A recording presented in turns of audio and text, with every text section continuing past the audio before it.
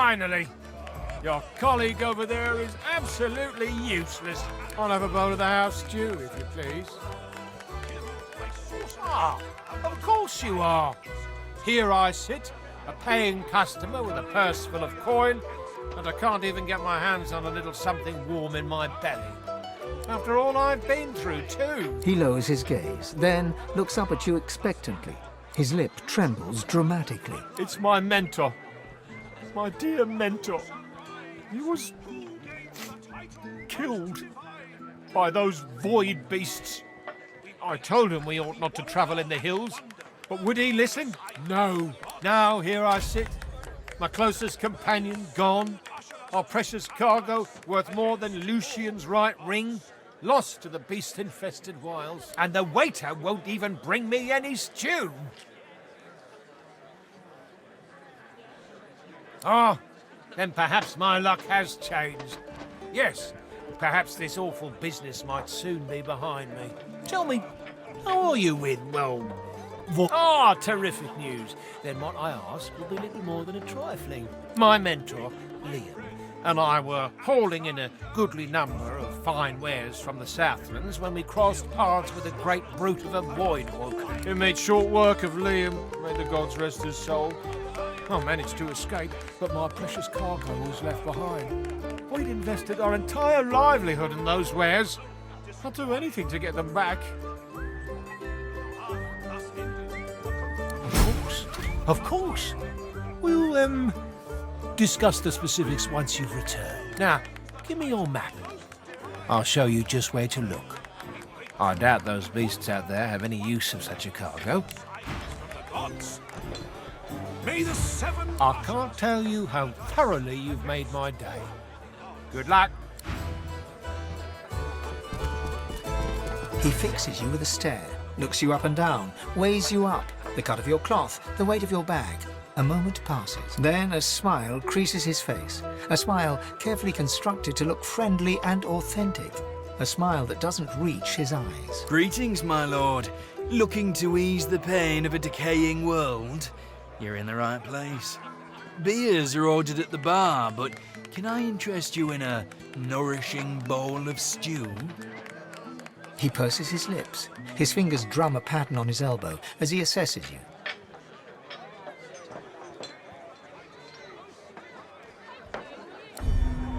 I'm sorry, I mistook you for a different kind of person. My mistake. I shall return to serving the other customers, and I wish you a good, if boring, appetite.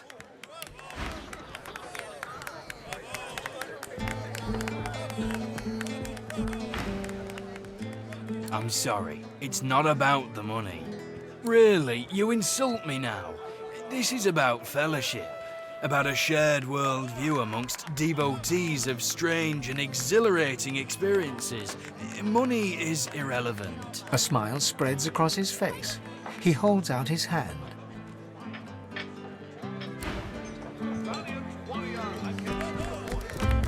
A prim woman in a starched apron wipes a glass with a clean rag.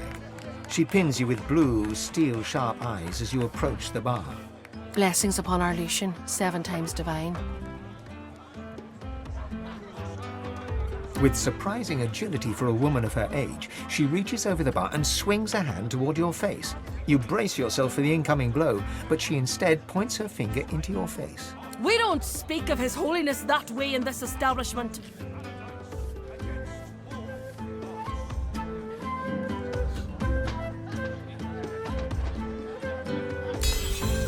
Well, you can't be blamed if your mother didn't teach you any better. But that can't be helped now, I suppose. Not everyone received the same education as my Niles. He's a magister, mind. Dead. So what are you after? Yes, that's my boy. Did you know him? Finest physician in all of Reaper's Coast. Top of his class. My, but it's been too long since I've seen him. You come into my house and sling around such a disgusting lie. You beastly thing. I abase myself serving a dwarf and you reward me with that filth. Stay away from my bar, you hear? This is a civilized establishment.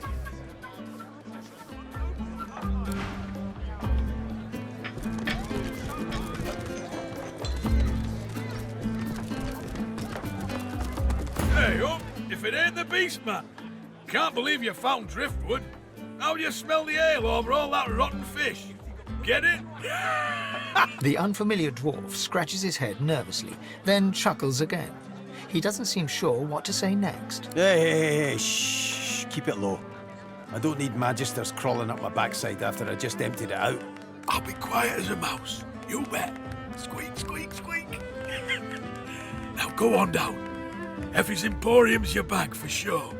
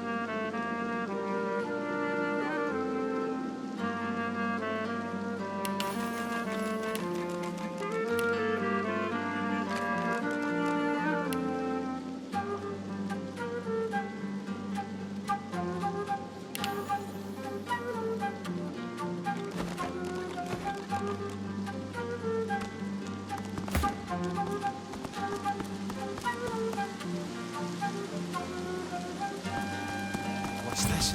I found something.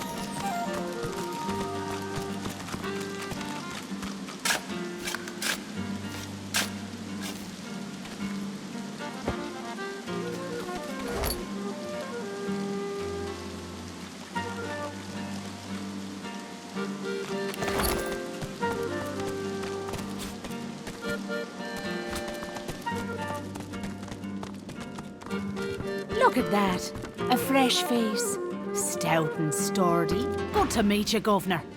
What's your poison, then? A sip or a smoke? Aye, so it is. But not just any Drudnay. Oh no. My own special blends. Further down's the arena, see?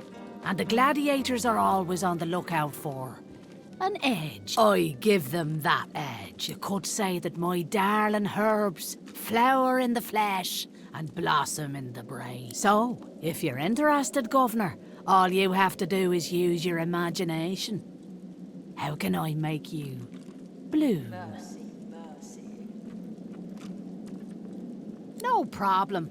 In return for a reasonable donation, that is. Effie digs all kinds of outlandish herbs from out of the depths of many pockets and mixes them with the patience and skill of an alchemist. Much obliged, Governor.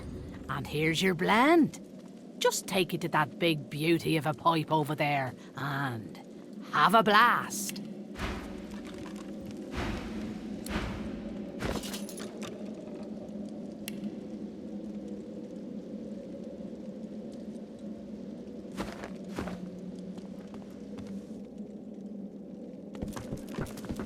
Smoke billows from this strange contraption. It's adorned with hoses, levers and slots.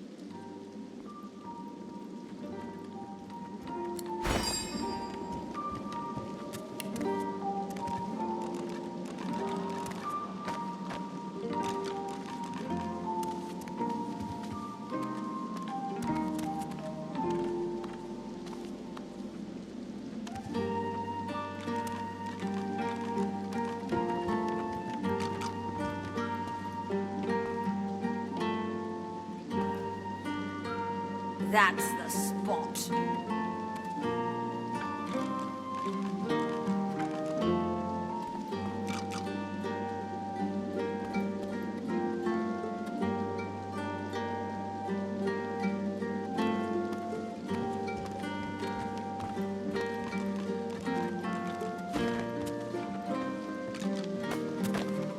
Smoke billows from this strange contraption. It's adorned with hoses, levers and slots.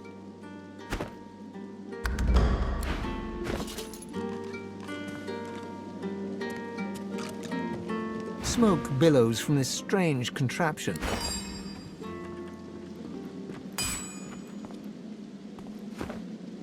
Smoke billows from this strange contraption.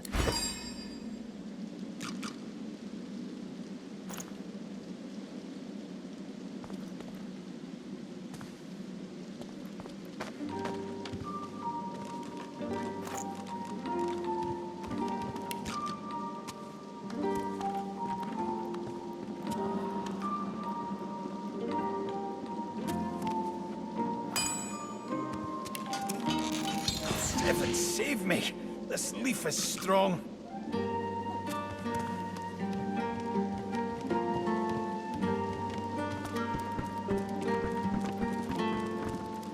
Red Prince, your majesty, you live. Oh, much have I prayed to Seven Blessed Zolstissa that she would keep you safe. My praise is my pride, your highness.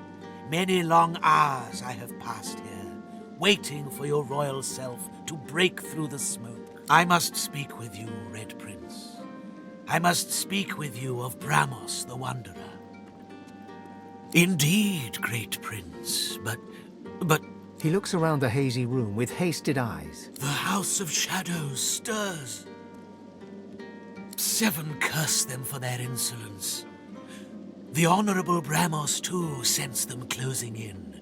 He had no choice but to flee from Driftwood. A little ways east he went, in search of safety, to an encampment of paladins. You will find him there, Majesty. And with that, I have told my tale.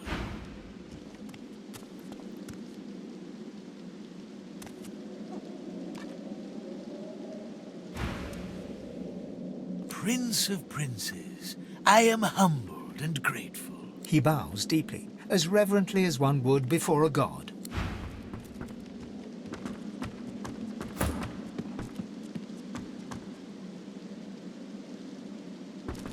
Hail, darling. Call me Dorothea. She draws close. You feel her breath on your neck, hot, moist. Oh, yes.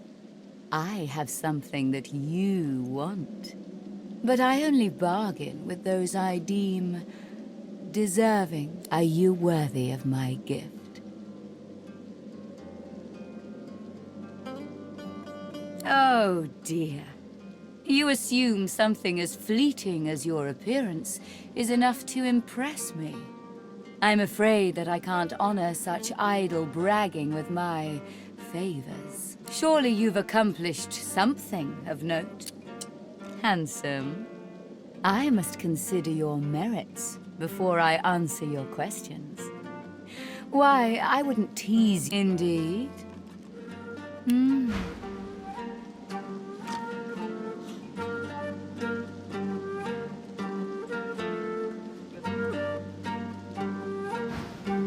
This is acceptable. You are nearer the one than most self-described heroes I've known. So, tell me, are you ready for me to grant you your greatest desire? Oh, I see through your shell, dwarf. You want more than booze and brawls. You have a need. To expose it, look into my ring and tell me what you see there. Gaze into the gem, my wild and lovely dwarf. She flashes her ring at you, and you stare at the luminescent stone at its center. You are floating on a current of pure source, surrounded by a kaleidoscope of colors and fuzzy images. On the horizon looms a dark silhouette, As you approach, a beam of light washes the shadow away, revealing to you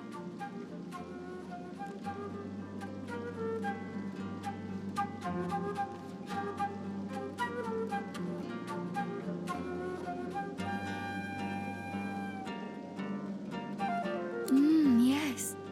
I see you clearly now. You desire wealth, to wear the finest silks and drape yourself in jewels. I will fulfill this desire. In return, I ask for one thing in return. A kiss.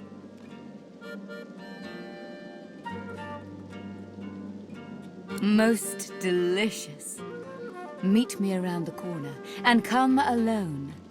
An audience is not required.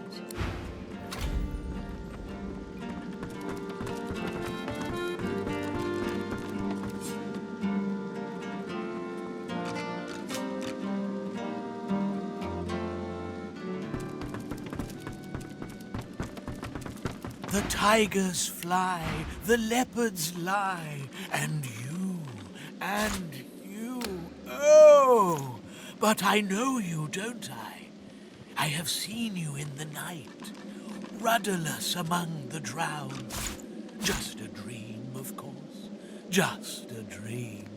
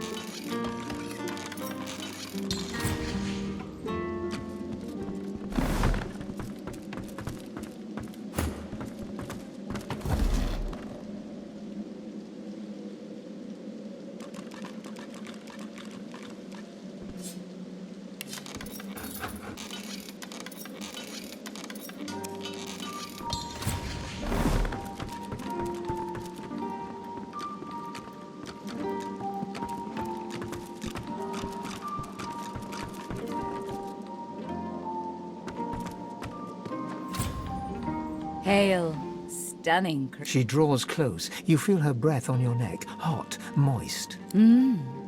Oh, yes. I have something. Are you worthy of my gift? Oh, dear. Surely you've accomplished, indeed. Are you ready for me to grant you? Don't misunderstand. All you have to do is gaze in. She flashes. On the horizon looms a dark. Yeah. You desire. I will a kiss. Most delicious.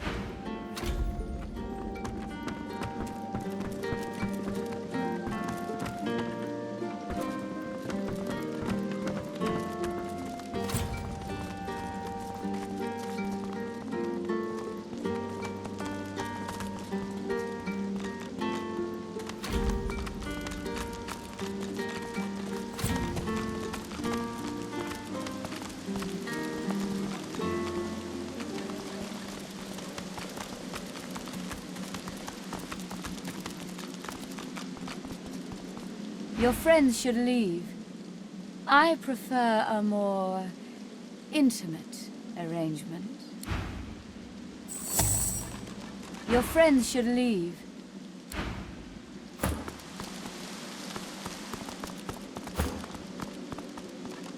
Dorothea sees you and heaves a shuddering sigh.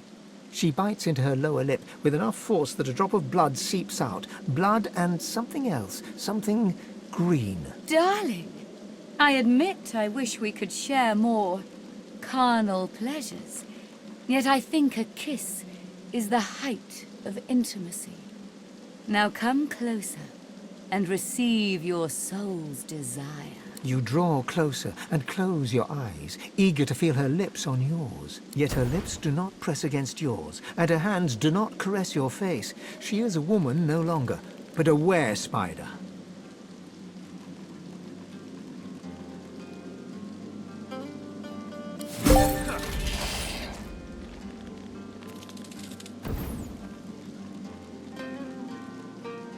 Her fang painlessly sinks into your neck. You still hear her words, though they sound muffled, as if filtered through a glass wall. You wanted riches. How boring. But I'm true to my word. Gold, the cost of a spider's kiss. We part ways now. I'll remember this moment. You've seen my true self. There's nothing more to know. She kisses her forefinger, then presses it against your scaled forehead. Now go.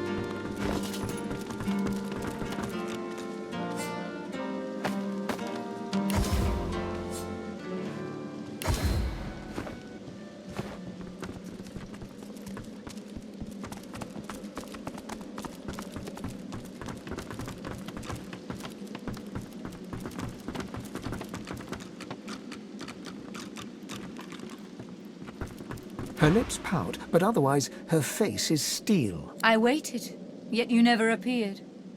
I hope you have not changed your mind. Then you wasted both my time and yours.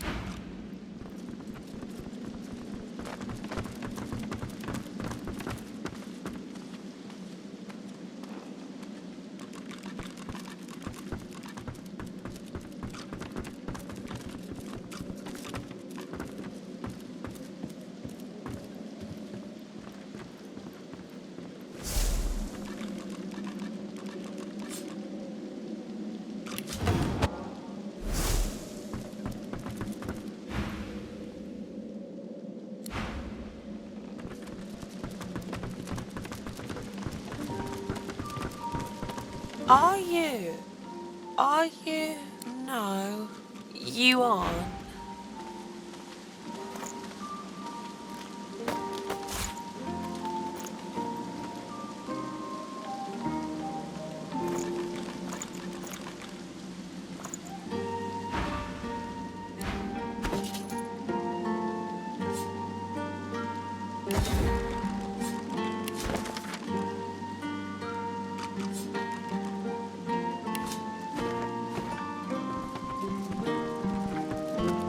Bugger off. Can't you see I'm trying to relax? I am preparing. Gotta be calm if I want to storm the joy, don't I?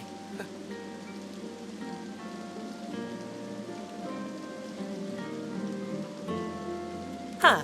You're funny. Did you really think I was planning to sail into one of the most dangerous places in Rivellon with a crew for hire and a rented boat? Now, I love butter.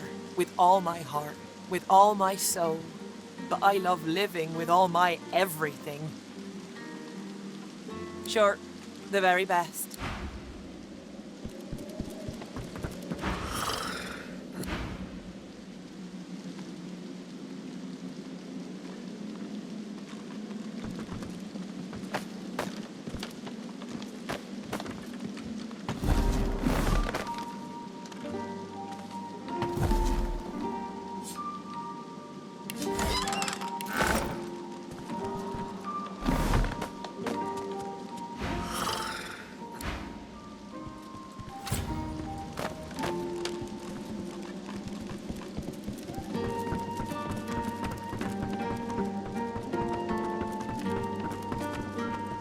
What do you want? Boss is busy. Beast strokes his beard for a few seconds, buries his hand inside it, then whips it out again to display his extended middle finger. He marches past, finger still raised, to the chagrin of the gawking guard. The guard shrugs back.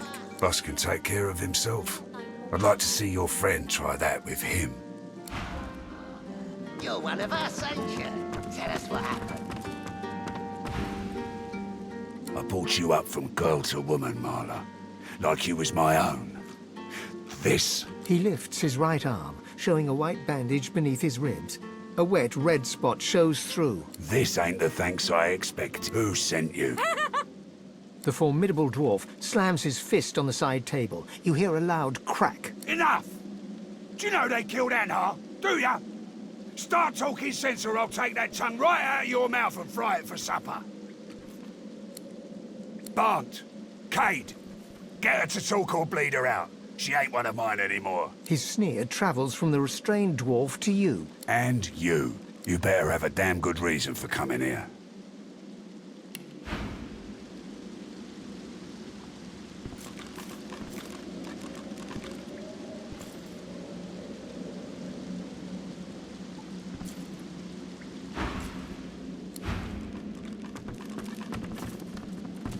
Beast bristles the moment he sees his fellow dwarf and slams his right fist into his left palm, growling all the while.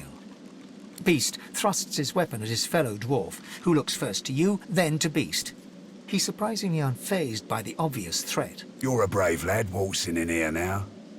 I know who you are, you know. The Beast of the Sea. What brings you to this good-for-nothing town? Operation Downfall, you numbskull, and you'll tell me what you know, or I'll turn your guts inside out and stuff them down your throat.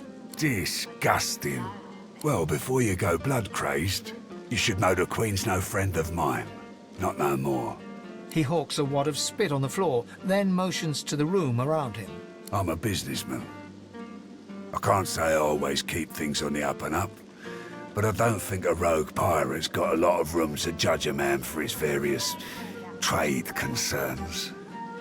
And what Justinia's cooking up ain't so good for my bottom line. I don't want to help Justinia. I want to stop her. Beast considers Lohar's words for a moment, then sheaths his weapon and motions to Lohar to keep talking. I thought you'd see things my way. Come, make yourself comfortable. We'll have a chat when you're ready. Let it out, beastie boy. You gonna scratch my back or what? Family matter. She's one of mine. Acting like her brains are scrambled, though. Came after me with a knife. Lucky for me, she caught an old wound. Scar slowed down the knife. So, how'd you make it out of Fort Joy? I've got people. They've got people. People talk. The Magisters never shut up long enough to listen. But me, I love a good story. Here's one I heard lately. A group of strangers landed on the beaches outside town. Meister Seaver's people. You one of her little seekers? Chasing down Godwoken and begging them to save us all. I admit I didn't see that one coming, Beast. So, what else do you want? Reckon I do. Knowing Siva, she sent you looking for sorcerers, I bet. And it just so happens I can help you with that. Along with that whole queen thing. Depending on what you can do for me. I got people to maintain. You help me, I help you. Simple as that. He gestures towards the bandage across his side. Had a bit of family trouble lately. My girl Marla got it in her head to come after me with a short blade. That ain't like Marla. Ain't like her to pull the silent treatment either. Something's going on. And wouldn't you know it, that blade she used wasn't any normal bit of steel. Belonged to another of my people. Guy's name is Mordus. Bit of a loner, but smart as hell. I sent a few guys to go check on him, see if he knew what had got into Marla, but no one can find him. I'd like a word with the guy. Glad you see it that way. No one's seen him in a good few. I've got some people checking out his house near the tavern now, though. Tell them I sent you, and they'll let you know what they've found. Truth is, they might be glad to see you. Reckon a sorcerer will have better luck finding one of their own. Good. One more thing. Like I said, Mordus is a sorcerer. Maybe even one of the ones Siva's after. If there's something you want to find out from him, you might want to ask before I have my word with him. Here, you can take this off my hands. More suited to your kind, really. Good luck. Sister, what did you think was gonna The happen? battered dwarf pulls her lips back into a garish, open-mouthed grin, flashing blood-stained teeth.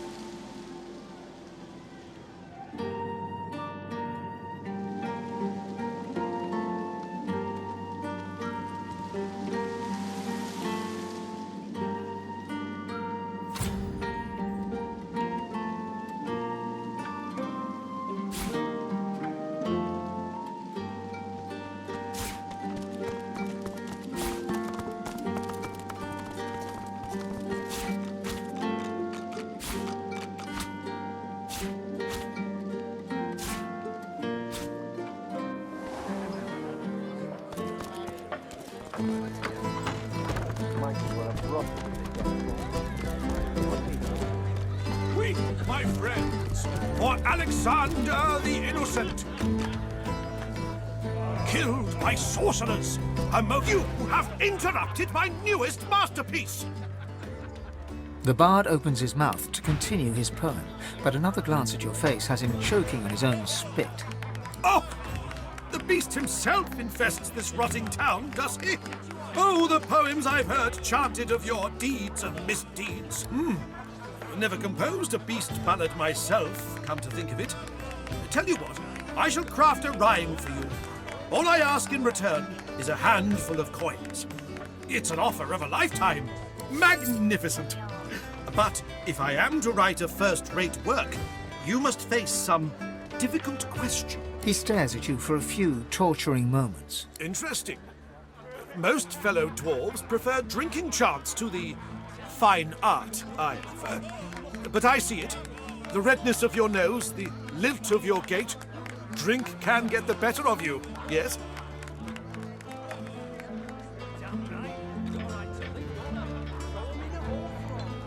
He smiles a crooked smile and runs a hand through his greasy hair. Not that I could judge a dwarf for his drinking habits. After all, the kingdom is a shadow of its former self. Who is to blame for its collapse?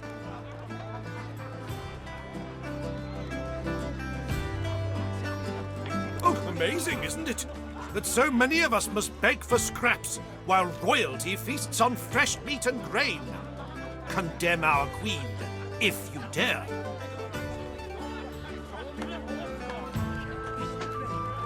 The bard hems and haws, then bellows his next words to anyone who might hear. To all lovers of verse, I bring glorious news. I have completed another modern classic. Listen now, and bask in its resounding refrain. Raise a glass and praise the dwarven race, who'd let nary a drop go to waste. A sip of rum, a frothy pint of ale. Tell him, if you got nothing to hide, And then Arguing with Mac is like giving medicine to the dead. He's as stubborn as a corpse and smells the part to boot. another saucer on the... stripped of power.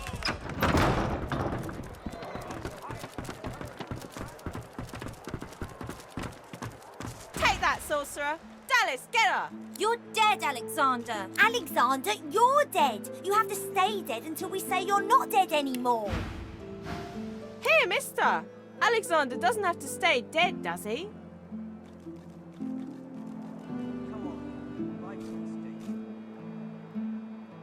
See? Told ya. But don't worry, I'll revenge your death. Take that, sorcerer. You won't put a sauce collar on me, Dallas. I'm a big bad evil sorcerer and I'll kill you dead. I hate this game. Is Happy the place low harm, you think? It looks unassuming enough.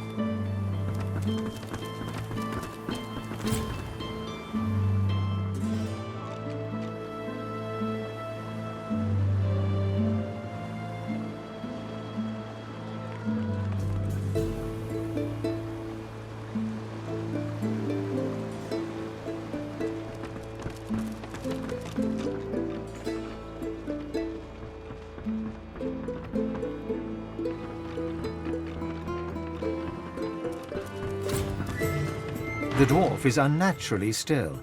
You might mistake her for a corpse, were it not for a slight twitch of her eyelids. She calmly opens her left eye, then her right. I ain't one of your crew, Captain. What do you want?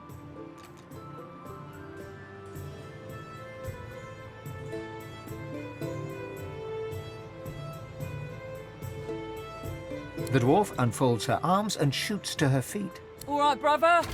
Right glad Lohar ain't left us here to wither. Those brutes are taking their sweet time down there. I gotta send word soon. Who knows? Anything that gives away what Mordus has been up to. Probably got all sorts of tricks for covering his tracks, but the goons downstairs should sniff out something. Get to it then. Down the hatch then. Maybe if we had a crowbar. You think a crowbar would open this thing? What's this? I found something. Nothing real that noggin of yours. We'd have more luck asking Duke. There we go. Finally. The door's open. Duna's dagger elf. You here to free us or kill us? The male dwarf expels 2 lungfuls of air and glances happily at his companion. We've only been fretting here for a few hours, but it's felt like days. That snot-nosed priest's as slippery as a snake in an Nile drum. Ain't found nothing that lets on what Mordus is up to. Only thing we managed were to close that door and get us stuck. And if there's another door out there, never could find it. Lohar ain't gonna be pleased. Ain't no telling where that priest has gone to. Started acting all funny not so long ago, then flew the coop. Well, at first, he was just buddying around with Lohar and the rest, you know. But then he'd start looking all sickly and run off for a day or two. Then some stranger tried taking old Lohar down, but got himself caught and tied up.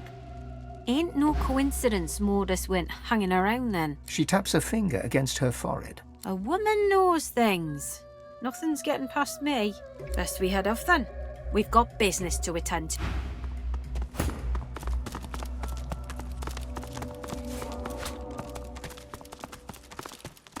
I've spotted something. A skull. It's missing an eye. As far as locks go, this one's pretty macabre.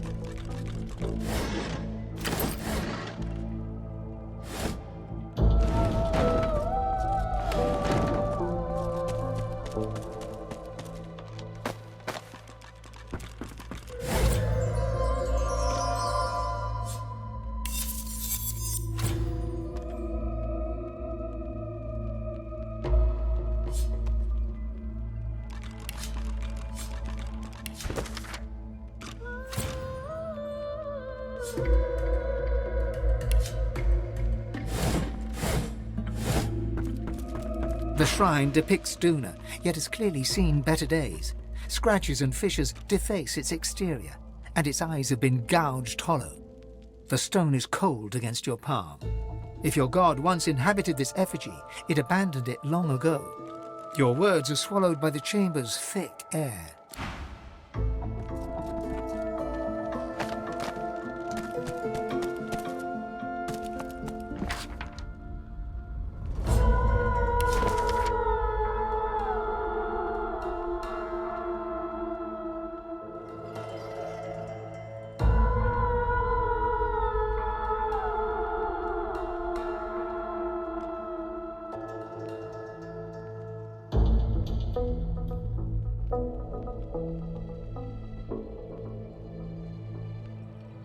Lohar will want to know of this.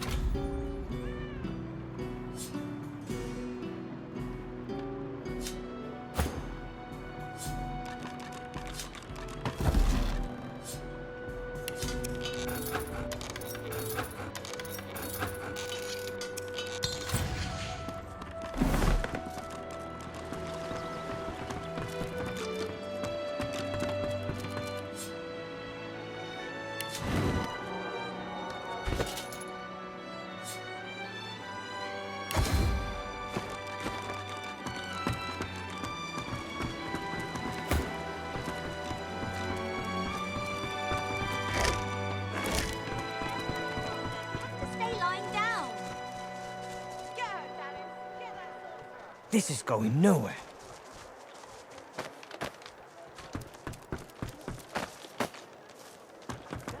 An elf in tattered red robes shifts through pages of handwritten notes spread across the table. So many suspects.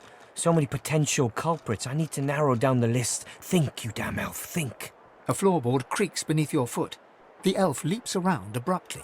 What are you doing, dwarf? Trying to get a drop on me? Sneak up and slit my throat?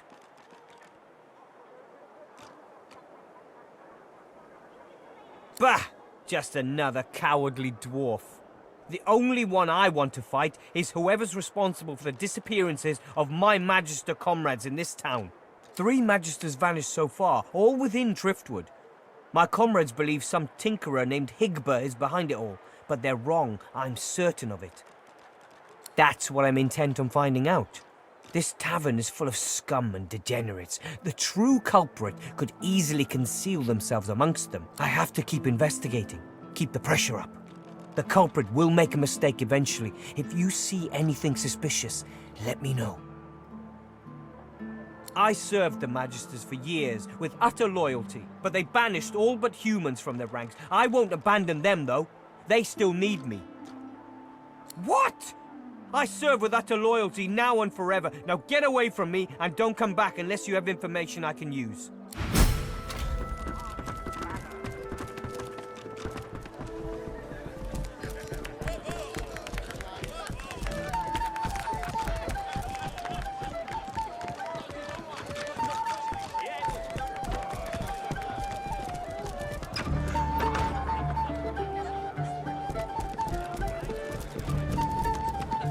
The cook acknowledges you with a small bow, an oddly formal gesture given the surroundings. Please, sir, you should not be back here. It's not safe. Sharp knives, boiling liquids, short tempers. Don't underestimate the dangers here. Now, please, I must insist. You should speak to Loverick if you want food.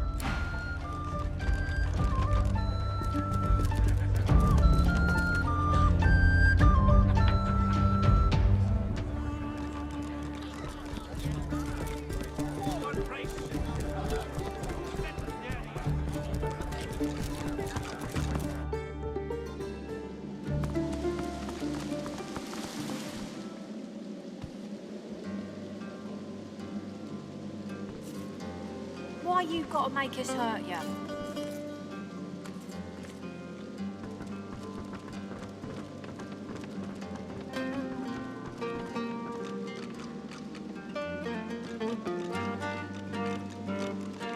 Better get out there before Mordus makes it all the way past Arks. I asked you for a man, not a note. He takes the letter from your hands and reads it quickly, face hardening with anger as he reaches the end. Bloody goddamn spit-sucking weasel! This is bad. Not just for me and mine. Not just for you and yours. This is bad. For everyone. Hell if I know, but it don't sound good. Seems as though Mordus wasn't mine after all. Trouble is, I don't know whose he is. Of course. That's why I haven't heard from the cave. Sabotage. Listen up, I need your help. We all do. Mordus has his hands on something dangerous. Something I was trying to protect us from. Not just my folks. The whole damn realm. Look, me and mine, we move classified cargo. Take it right off Magister ships and put it into the hands of those that will use it rightly. Trouble is, we came across something no one ought to have. Not the Magisters, not my folks, not the gods themselves. I ordered it to be destroyed. I guess Mordus, whoever he's working for, wants it for themselves. That can't happen. The less you know, the better. Trust me, my people had an operation up in the caves outside town. Good access to red ships and plenty of privacy too. Haven't heard from them in a couple of days now.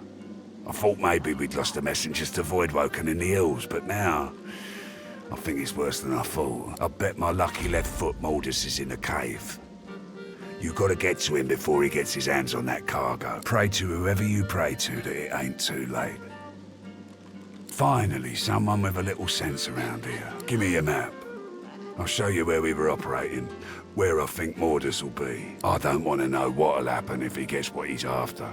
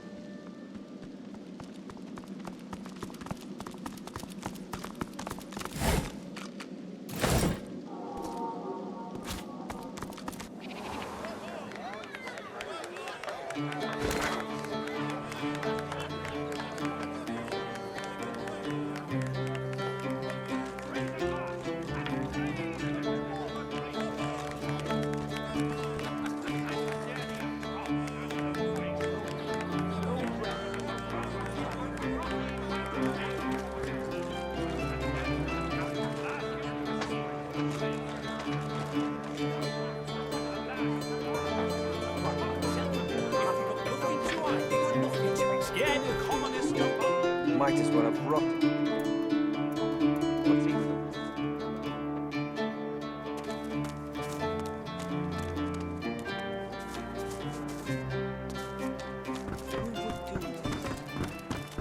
I won't surrender.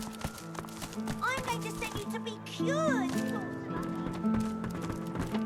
You can slay them with the dirty lizards and Joe's mum and... Driftwood Fishworks. I don't care if you tear this place apart plank by plank. We will find him.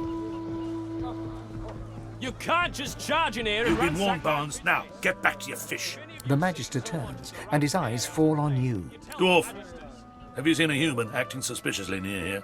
Grey cloak, grey beard, satchel slung over his shoulder. Watch your tongue. Sir Raymond himself gave me order to find the Tinkerer hiding in here, but I can still find time to haul you to a cell.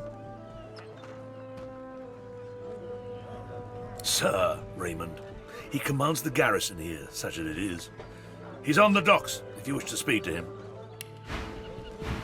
Now, for the last time, have you seen anyone dressed as a tinkerer in this charnel house? You can walk away from me, but if you see anything strange, report it immediately, or the next Magister to go will be on your head.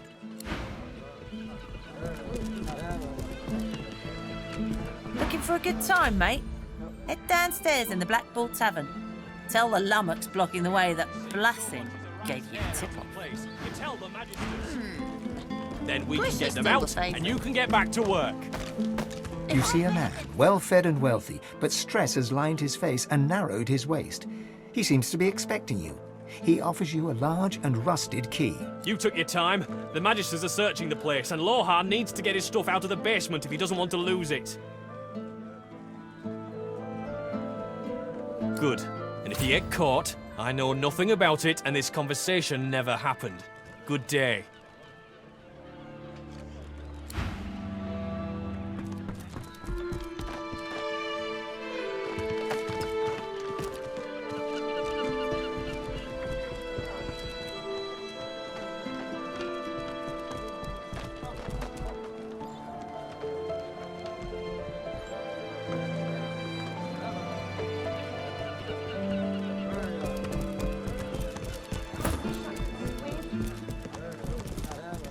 The dog sniffs the wooden decking, like there's something wrong.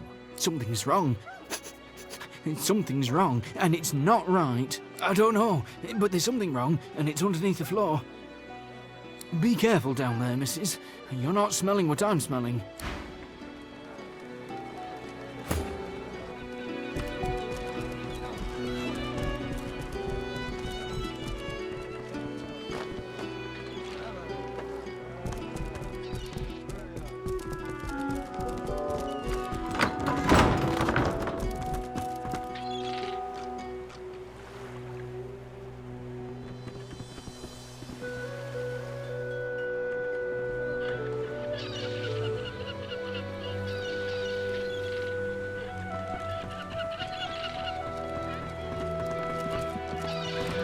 You'd swear the shark was smiling at you.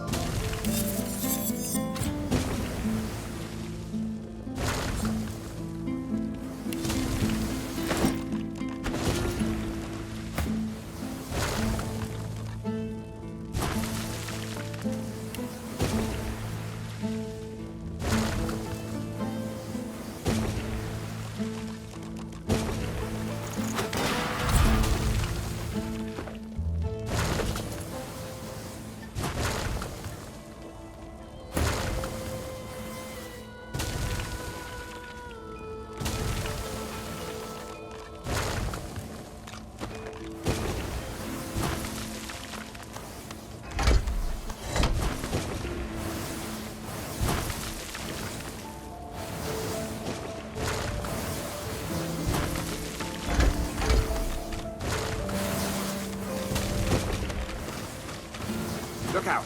I see a trap nearby.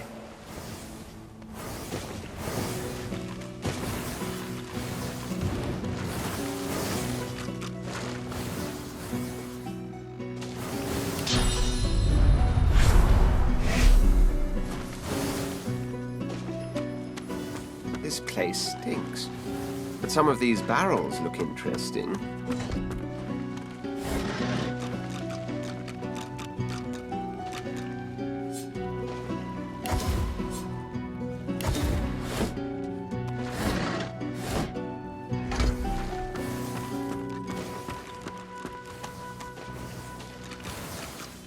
One barrel of fish stands out from the others. It's sealed and marked with a cross. Something about it seems familiar.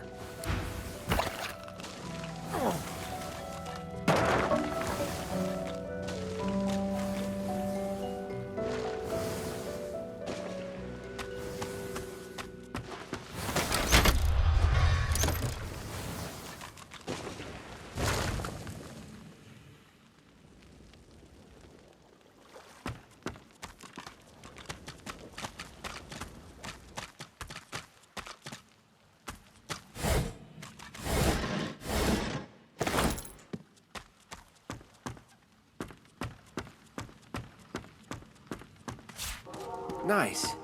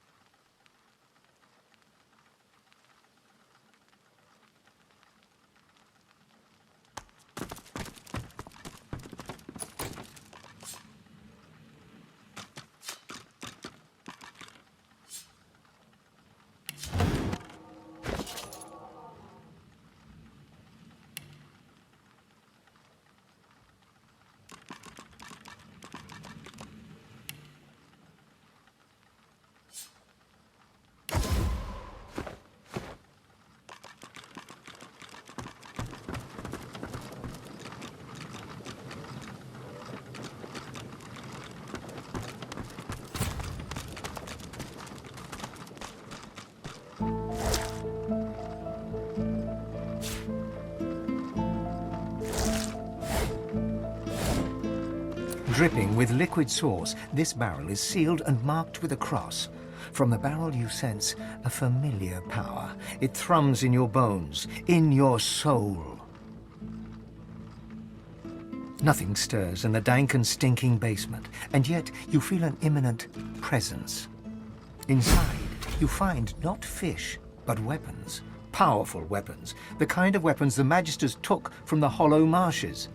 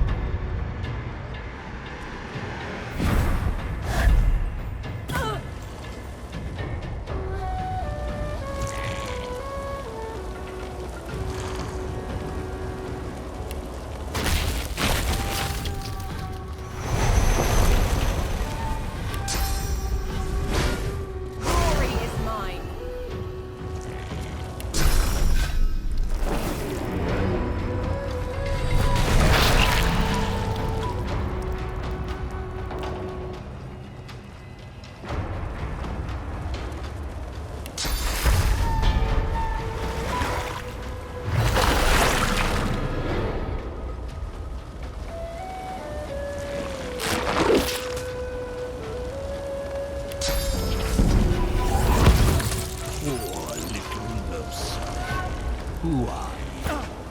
What are you? Greet the Reaper for me.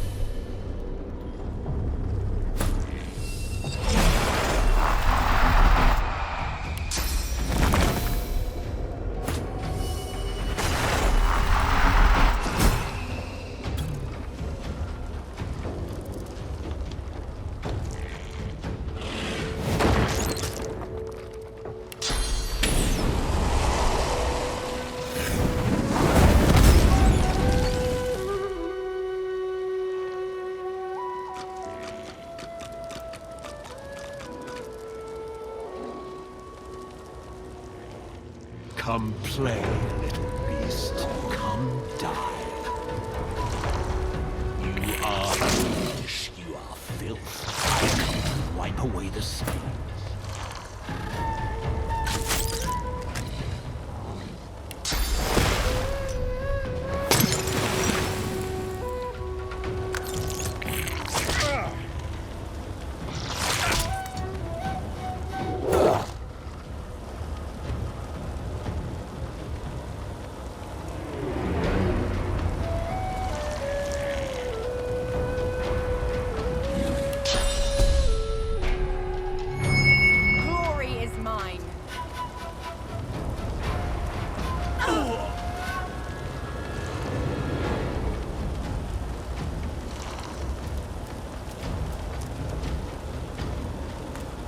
Now is not the time for that.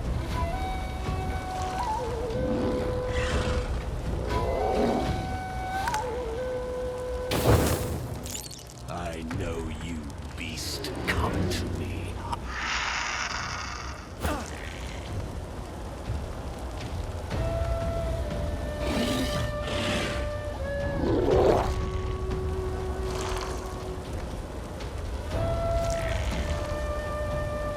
Worms take you.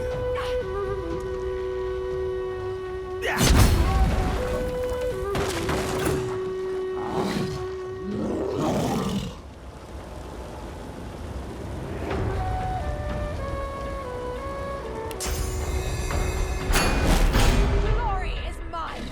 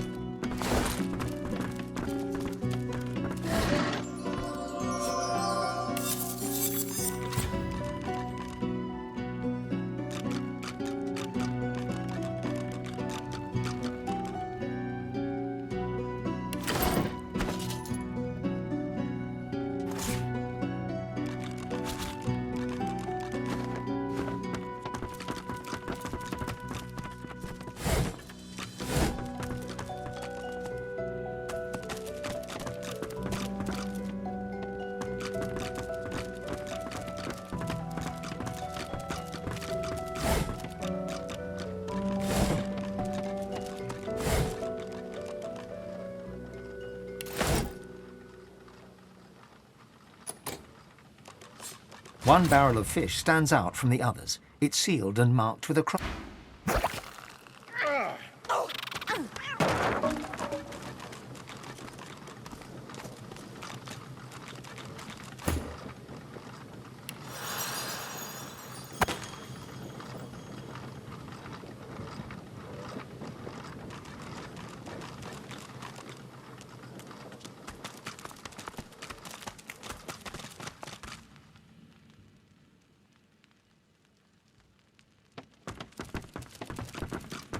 One barrel of fish stands out from...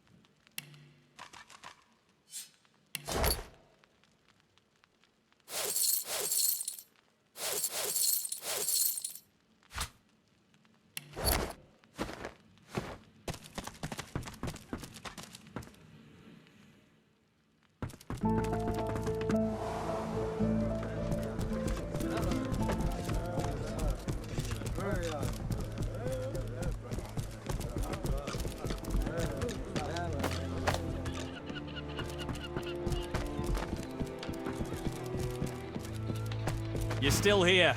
Try not to be.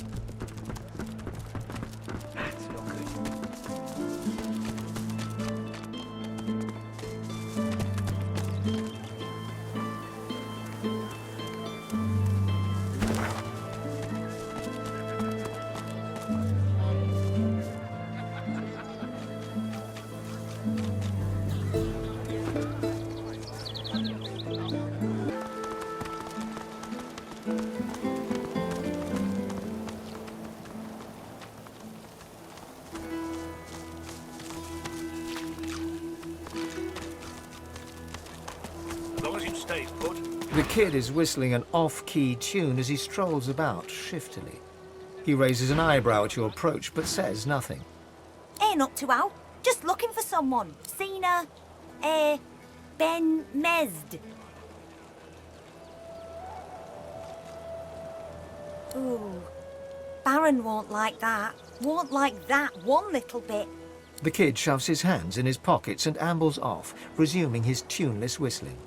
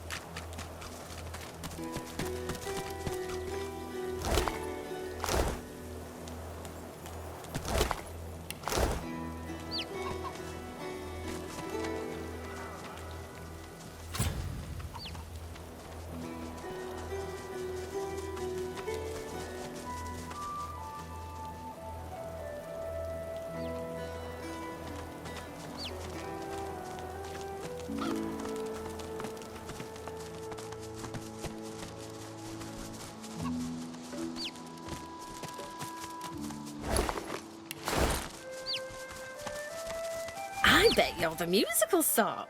You've thought about taking up the lute. I got a few ready to go, all freshly strung. A shame.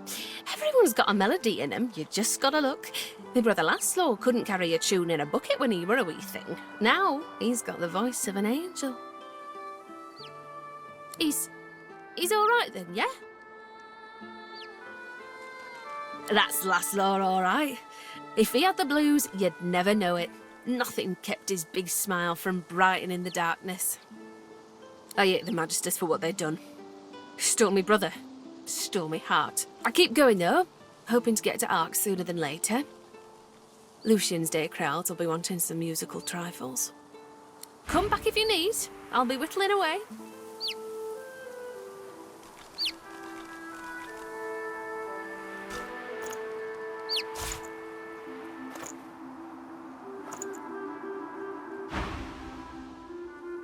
Useful?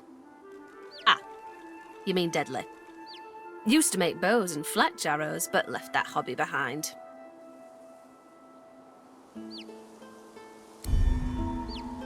Sometimes you're best leaving past where it is. I'd rather focus on sweet songs over battle champs. But if you want to make music instead of war, I'll...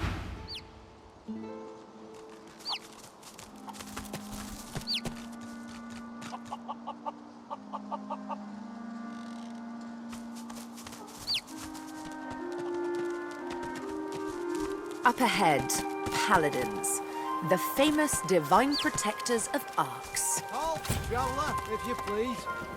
Who goes there? Ha! If you're looking for adventure, east's the way to go. It's a void-woken hellhole over there, sorcerer at work. Powerful one. Of course, you could wait for the Magisters to sort them out. You'll be waiting.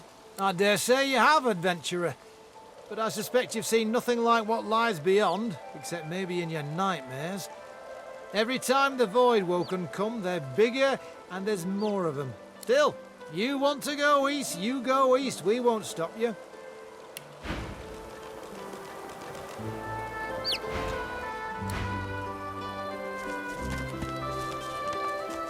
Heading east?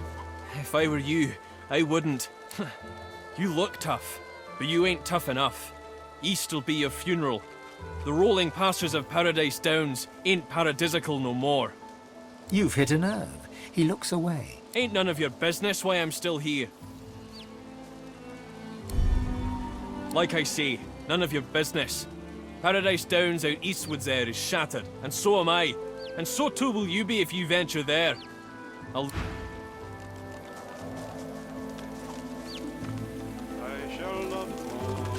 By Lucian's sword, Elf, we meet again. Would that circumstances were better here than in Fort Joy, but they're not. Voidwoken lie in wait beyond the bridge.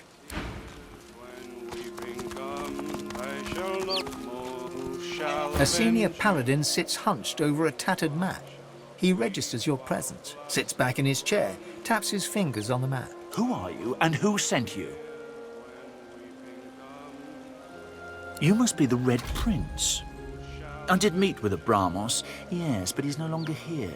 Some lizards came along, rather shady-looking types if you ask me. Before I knew it, the fellow you're looking for was gone. Across the bridge. Last I heard, one of my scouts saw him heading down the southern road bound for Stone Garden, a graveyard. Now, if you'll excuse me... He looks back down at his map, but then seems to change his mind. Actually, hang on for another moment, would you? I think I've heard about you.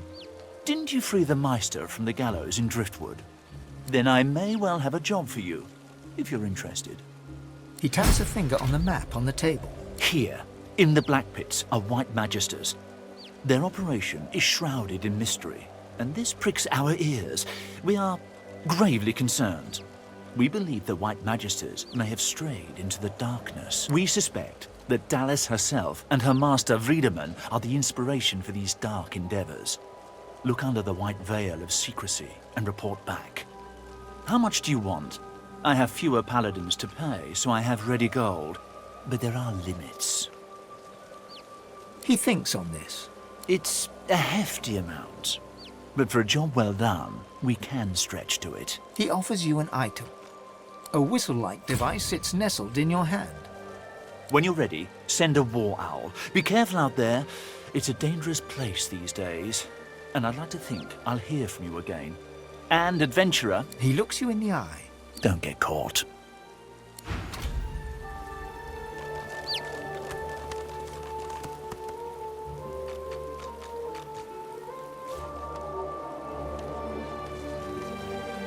weary paladin strips equipment from the bodies of the dead, singing softly to himself. He looks you up and down, then nods a greeting. Oh, pity you just arrived. We could have used adventurers like you in that last fight. We're short-handed, deserters, if you can believe that. Abandoned their post and wandered off into the wastelands. Left their friends here to die. It's shameful. We think alike, you and I.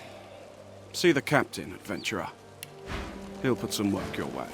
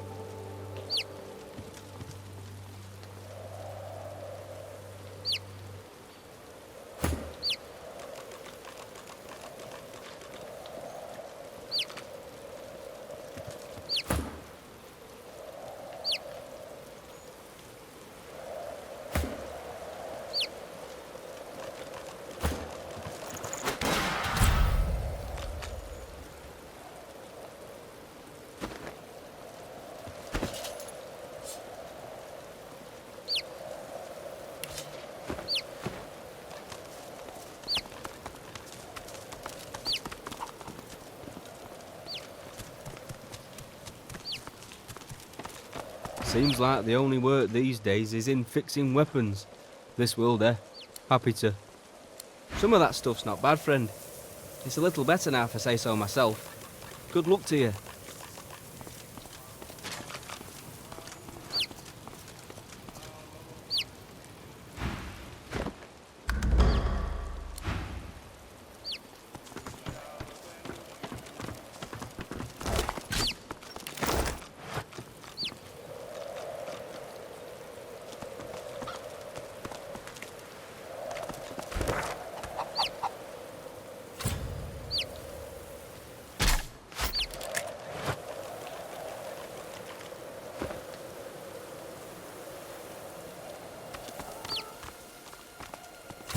Burning void woken. The stink upsets me and I don't know why.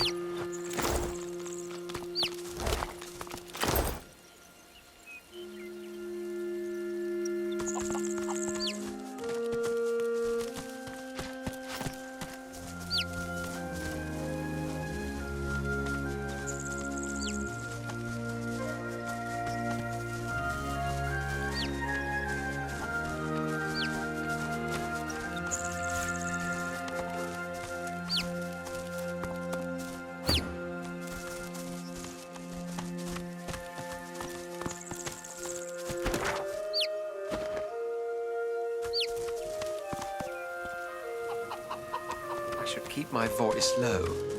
No need to wake the dead. Look who's come to join the party. Oh, but you do get around, don't you? He takes a satisfied sniff and rubs his hands together. His lips stretch into a mischievous smirk. When it comes to graveyards, I'm a kid in a candy shop. All sorts of goodies and gewgaws for the taking. And a bit of rousing conversation. If you know where to dig, that is. Ah. It's a quandary, you see. I'm not exactly welcome in the Stone Garden. The servants that tend the graves, well, their master, this Riker fellow, caught me nosing around, so he had them chase me off. The spirits within are particularly feisty as well. Can't say why. I'm as gentle as can be. Alas, I'm stuck sniffing out herbs and fungi on the outskirts. He presses a forefinger against his chin and hums. This is when having access to a god-woken might come in handy. You see, beyond the gates, there's something that my heart, such as it is... Well, that's the gold-plated question it is. Somewhere in this graveyard lies an object of tremendous power. Or so the legends say, anyway.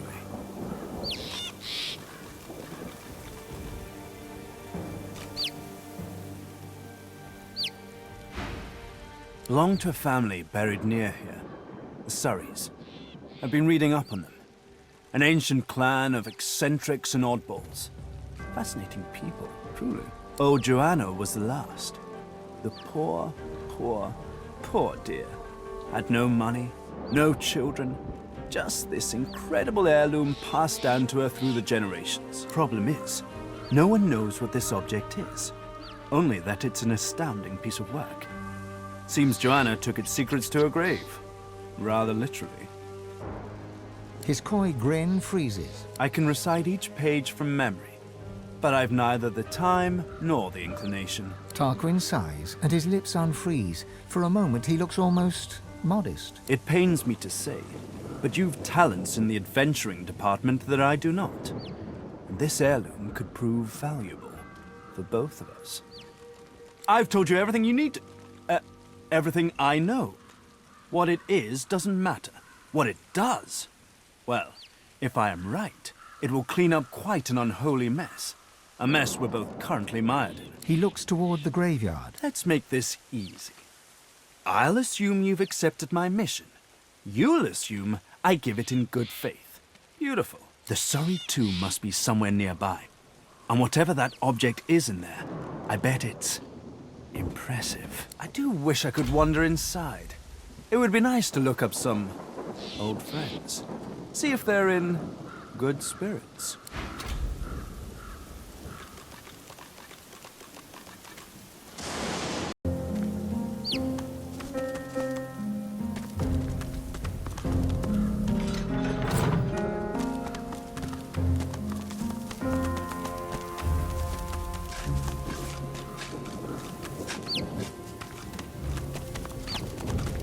This creature is as blank as a silent monk. The servant responds with a blank look and a low groan.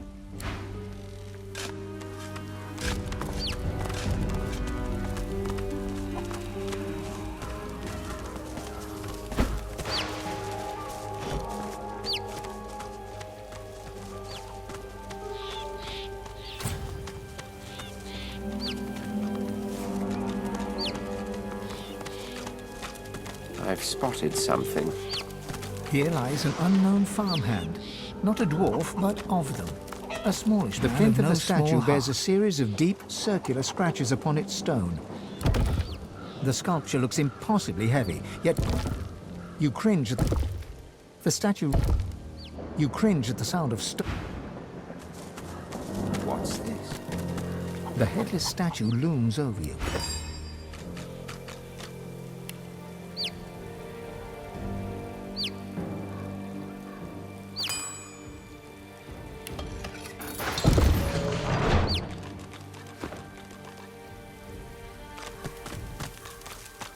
What's this? I found something.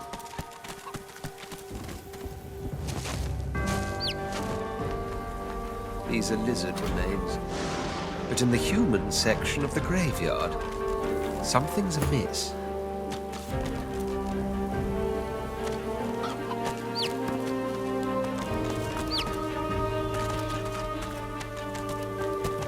It's too heavy.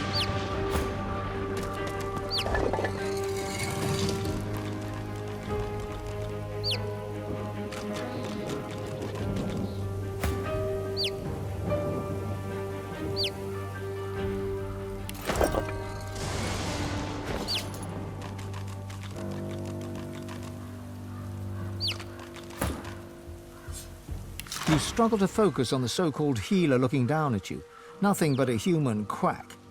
The end is near. You can sense it. You croak out a last plea, to be burned in the lizard tradition. But it only comes out as an unintelligible squeak. The human frowns in confusion. Everything goes dark. You savage! I hope you choke on me.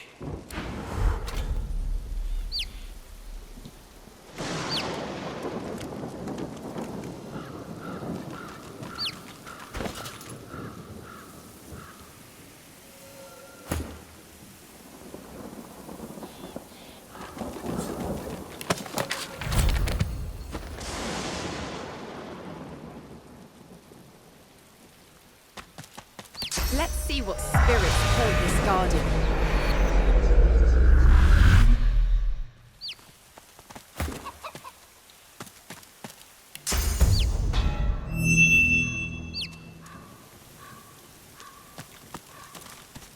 At first glance, the spirit seems much like its host.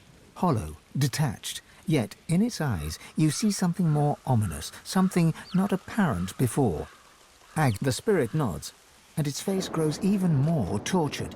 It is trapped. By what or by whom, you cannot say. The spirit's as haunted as the graveyard it roams. The familiar stone figure is a welcoming sight in the unwelcoming gloom.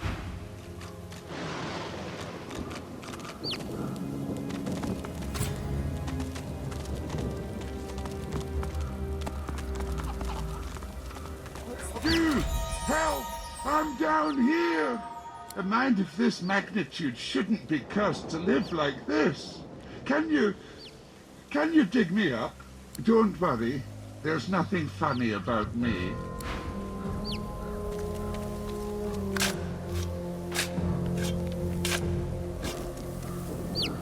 The skeleton tries to brush the dirt from his clattering bones, then frowns. The moistest bits are still stuck in his cracks and crevices. Thanks. You're probably looking for a reward, but I haven't got much. Except, you know, the wisdom of the ages. He pokes a finger against his ossified head. I'm a bit of a philosopher, you see. Not much else to be, what with all that thinking time. Oh, but I don't just go around giving knowledge away like a common medium. The skeleton pauses and sighs, then straightens his spine with a clatter. A soul bond will settle it. A battle of wits. Then the cosmos itself will decide who can better face the truth of our own essence, me or you. A weak soul may not survive the bond, but I'm sure you'll be just fine. Oh, it's easy. We link up souls and share our innermost beliefs. Think of it like an innocent little duel. The winner remains comfortable with their personal truths. The loser, well, battle is dangerous, is it not? I find it to be true anyway, even when you're battling your own mortality. The angst can prove terminal to the weak-willed. Oh, how fun. Just touch this bone on my rib cage here, right over where my heart would be, if, well, you know. You reach for the rib in question, but nothing feels different. Not until you try to pull your finger away and it remains glued to the bone. All right, miss. Deep thought. First up, our purpose in life. I say it's to accumulate knowledge. Pretty great answer, eh? Can you do better than that? His jaws clack together in a show of self-assurance. You question your response the moment it leaves your lips. Your entire body shivers anxiously as you wonder, what is this life's true meaning? You poor, precious, pathetic thing. That's what happens when you gaze into an unseasoned soul. Let's see if you can do better this time. Tell me, Sally Smarty Pants, is there such a thing as free will? I say no. The gods guide our every move. I dare you to outsmart me now.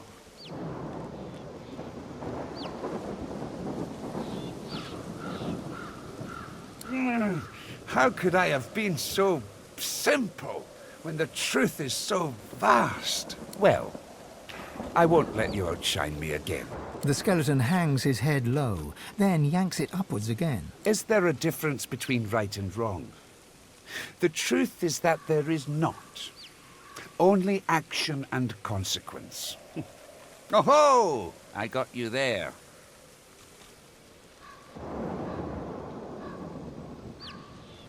You feel the bond break between your finger and the skeleton.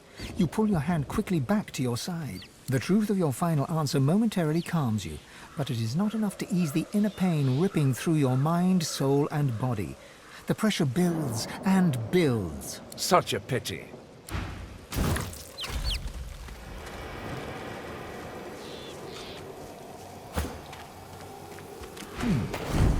Do you ever meet a true philosopher? He pokes a finger against his ossified head. You found one right here. Spent centuries buried under the dirt. What with all that thinking time, I've found... Are you questioning my intellect? The skeleton pauses and sighs. A soul bond will settle it, but I'm sure you'll be just... Battle is dangerous, is it not? Oh, how fun. You reach for the... All right, miss. His jaws clack together in a show of self-assurance. A shattering shiver passes through the skeleton's body from toe to head, then back again. The cosmos agrees with you. Could it be, I don't know, my own meaning? This emptiness. No matter. Surely you cannot best me again. Tell me, Sally Smarty. I say no. The gods guide our every move. I dare you to outsmart me now. How could I have been so simple when the truth is so vast? Well, I won't let you outshine me again. The skeleton hangs his head. Is there a difference between right and wrong?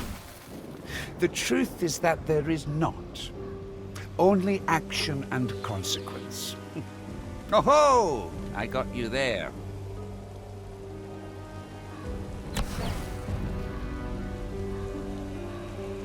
You feel the bond break between your finger and the skeleton. Inner doubt rips through your mind, soul. Such a pity.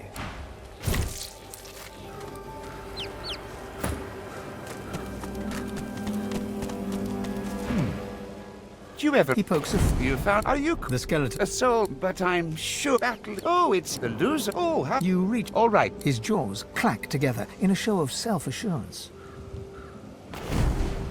A shattering shiver passes... The cosmos agrees with... No matter. I say no.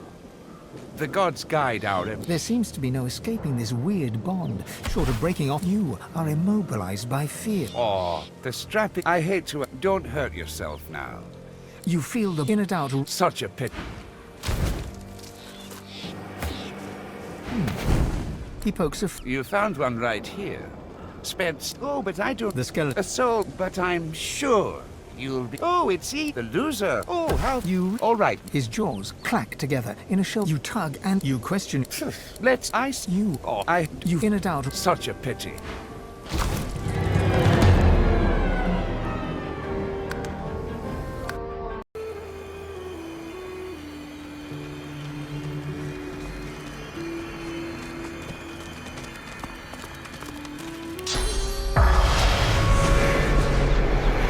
The spirits of a Magister and a dwarf are locked in ethereal combat.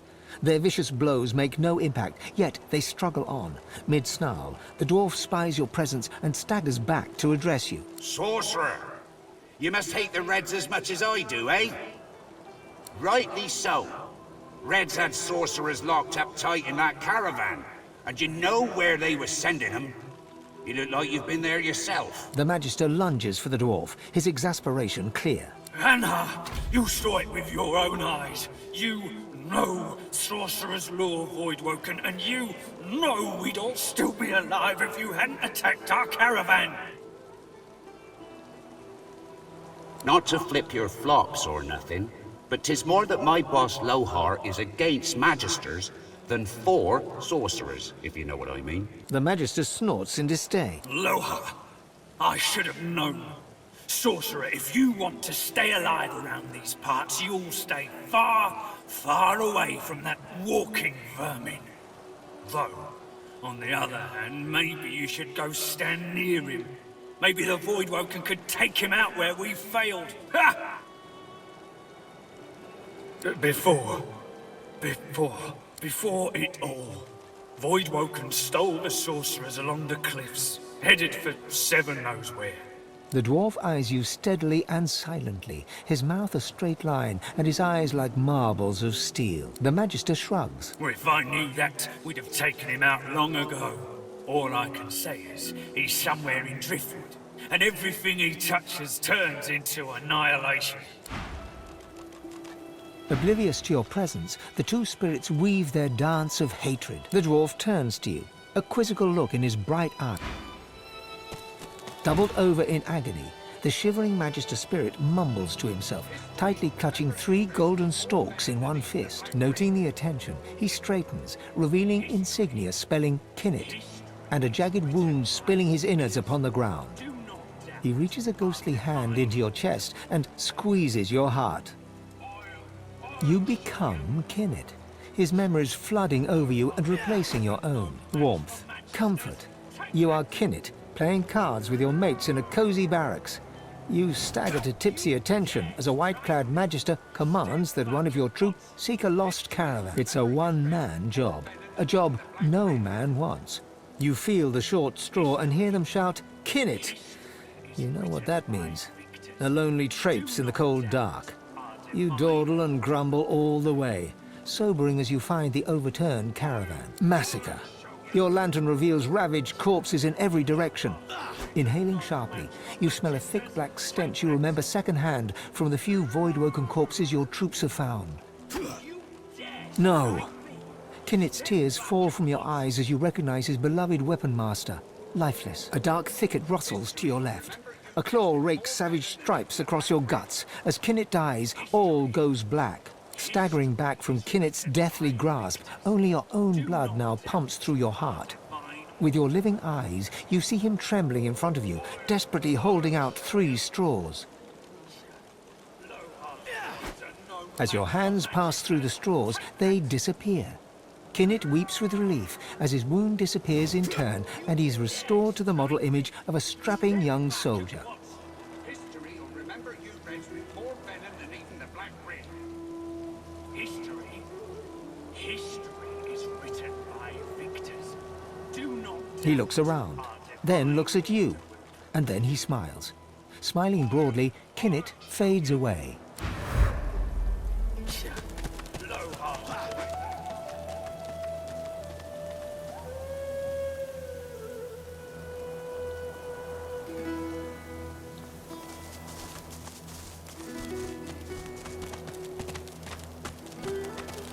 Monster! Monster!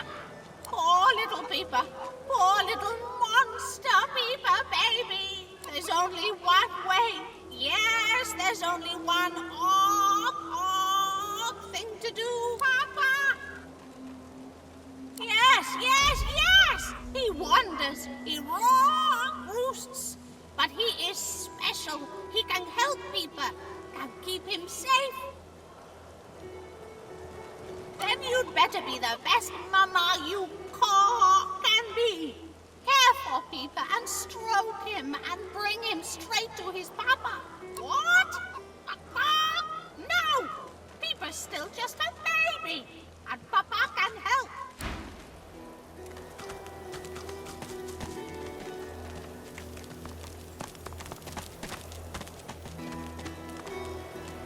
As long as you stay put, you'll be safe. The Magister smiles, but he does not make eye contact with you. He shifts his weight from the left foot to the right. Thank the Seven I've Aldous to guide me in these times. He allows me to borrow a bit of courage from him when I need. It's only a matter of time, you know? Outside Driftwood, not even the sharpest blades can protect us from those things. Inside, a killer roams. One with a Magister grudge, it seems. Our numbers dwindle. I'm hardly fit to protect. I know they disappear without a sign. Magister Carver's looking into it, but it's been so long since we've talked, a dwarf could have grown 3 beards by now. Farewell. As long as you stay, speak. Driftwood is most of the void, though. It's closing in.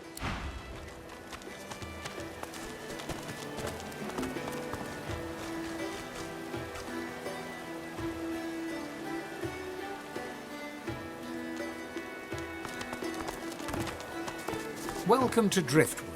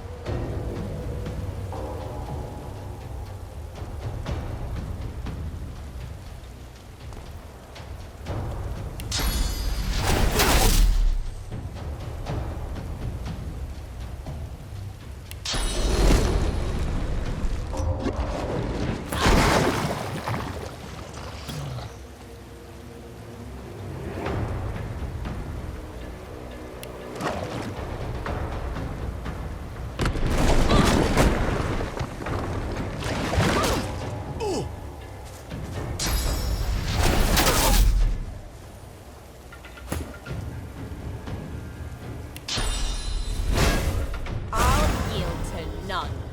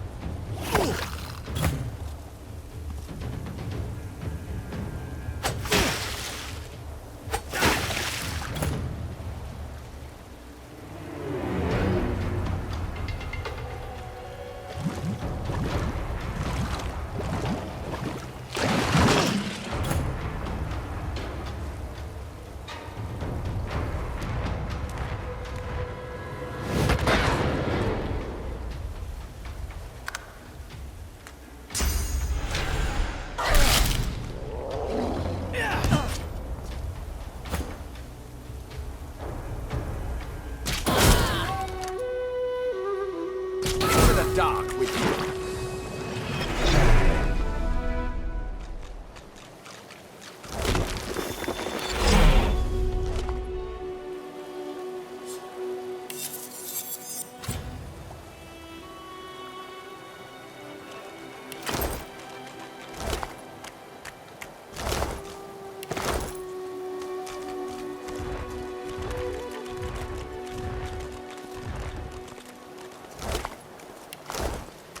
Smells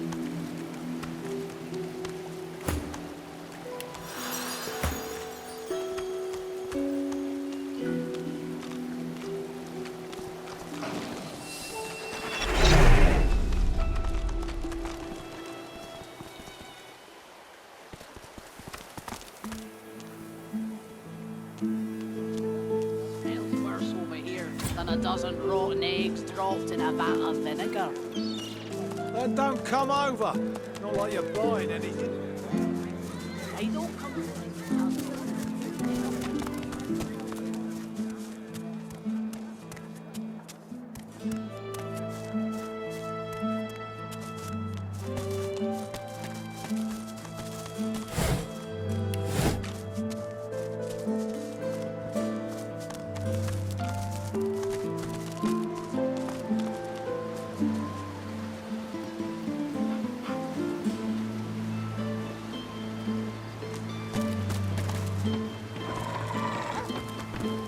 What is it, Halt? The hounds smell sauce on you. Plenty of it, by the sound of them. Haven't got a collar for you. Damn it. I'm sorry, but I can't let you leave. Hounds, at the ready.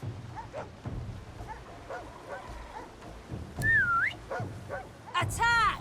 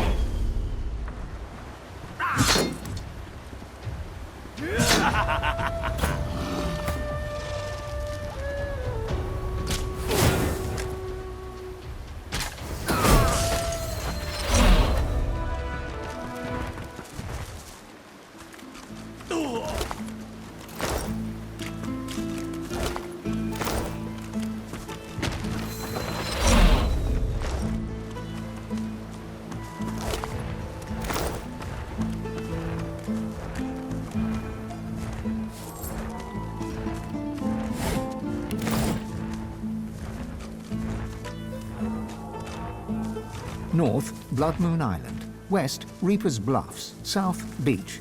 East, Driftwood.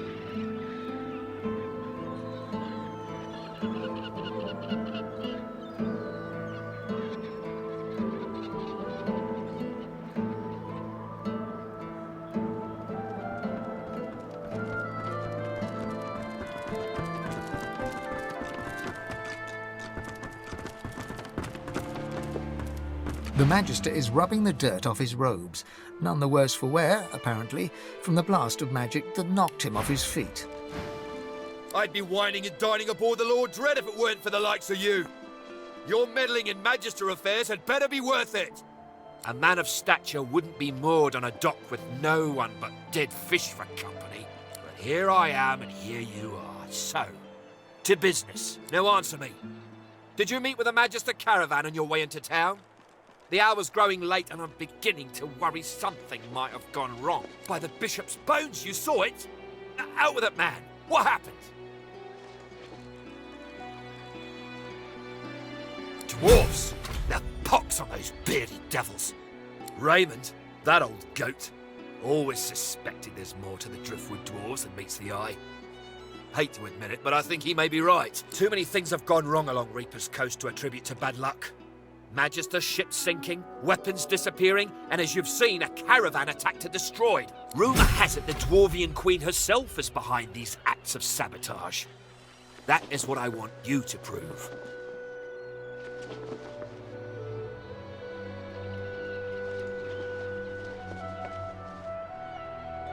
There's a local thug, Lohar. He runs an operation out of his hideout beneath the Black Bull Tavern. I suspect this man of being a spy for his queen. It may be interesting to have a word with him. Find out what he's up to.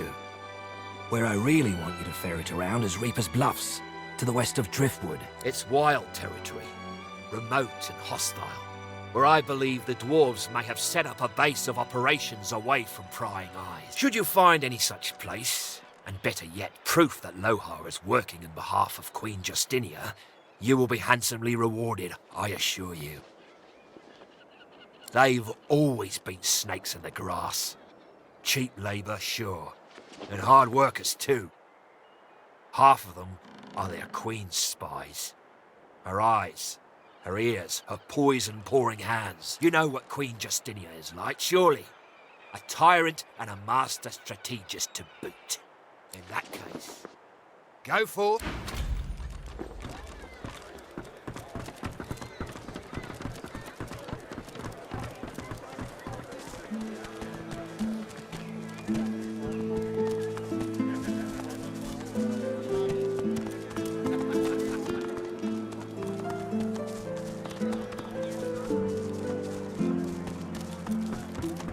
Raise a glass and praise the dwarven race!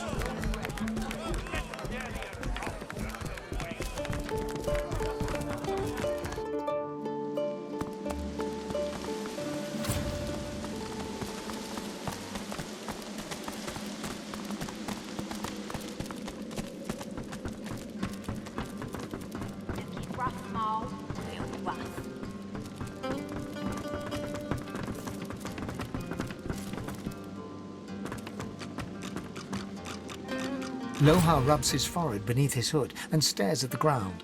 As you approach, his face hardens and he stands at his full height. So?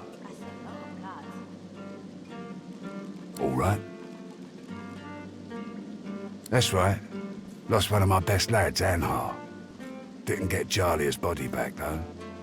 Maybe one of them beasts took her like they did the sorcerers.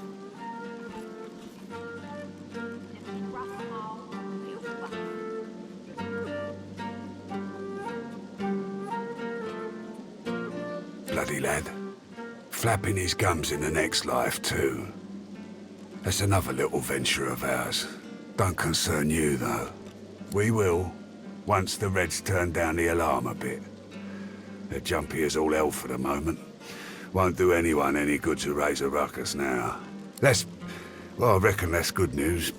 Poor thing. She'll be back in time. She and Anhar were sweethearts. Whatever needs doing.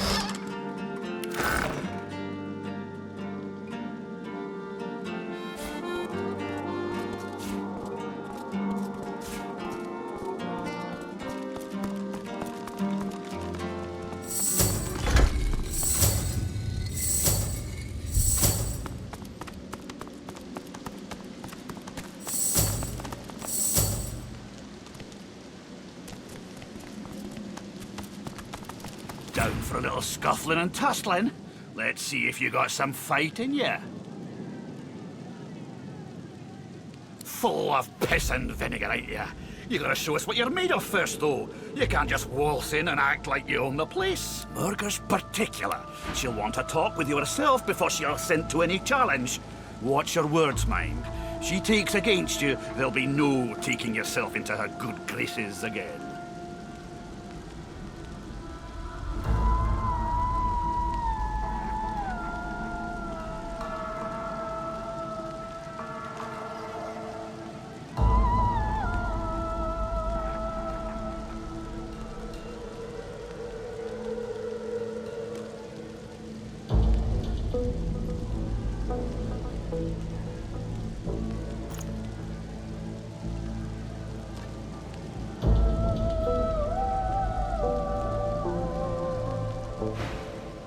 On your way, then.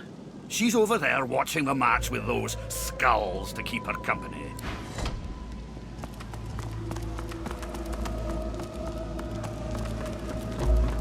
Did you know our arena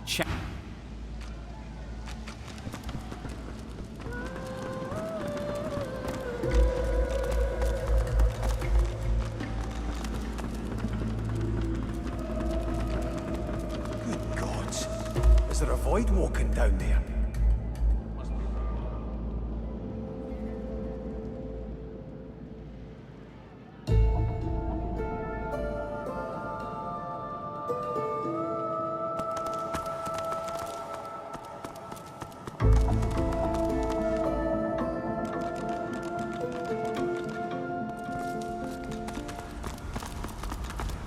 In the shadows, a dwarven woman spits obscenities down upon a caged void-woken. She exudes a powerful air of menace and an even more powerful odor of old sweat and dried blood. She spies you and glowers. More fodder for the arena. Let Murga the champion test how good your reflexes are. Curling her torn lip back over broken teeth, she grabs your hand and pulls you down to the ale-soaked table. Never losing eye contact, she begins arm wrestling you. She glimmers in and out of view, merging with the shadows. Crowing, she slams your hand down into the table, hard enough to draw blood. You need to practice more, dear. Try some pull-ups before you even think about going one-on-one with me. I bested that void-woken below us, you know. Dragged that scaly lump down there with my own 2 hands. So, Since you can't hope to beat me, what is it you want down here? Ah, based on your performance so far, that's cute. But I shouldn't judge your baby steps. The lion judges not the pussycat, eh? Murga raises one surprisingly delicate eyebrow. Ah, go talk to the raucous one.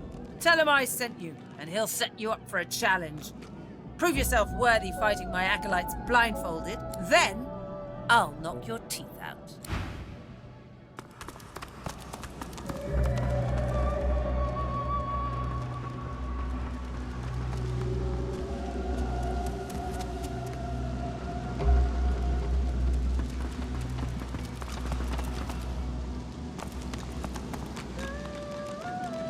Figure it's time to prove yourself. Is that so? Well, looks like the crowd'll get its money's worth, for sure. You accept her challenge, do you? Alright, just make sure to keep the blindfold on. You take it off, you lose the challenge. Real simple. In any case, you're in for a treat, laddie. Better than sweet cream stew on Lucian's Day. Who's coming along with you?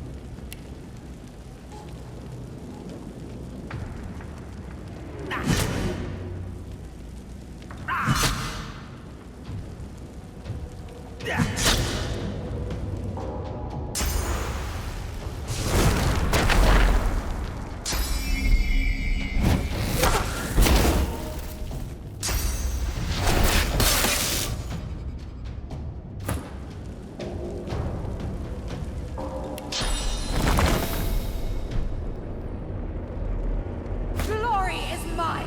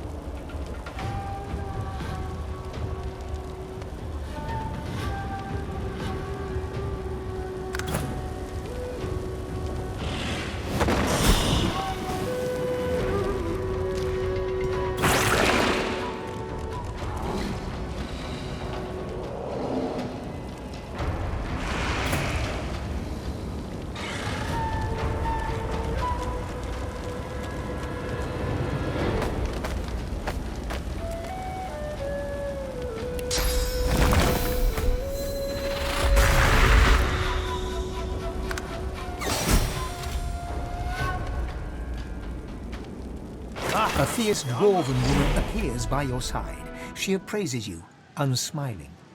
Nice to see the cub has some claws. You drew blood. Enough to know you're alive. And you proved yourself against my little challenge. So now we will fight, you and I. Come on. Show me I'm alive. Talk to the raucous one when you're ready to fight. She winks over her shoulder at you and then disappears.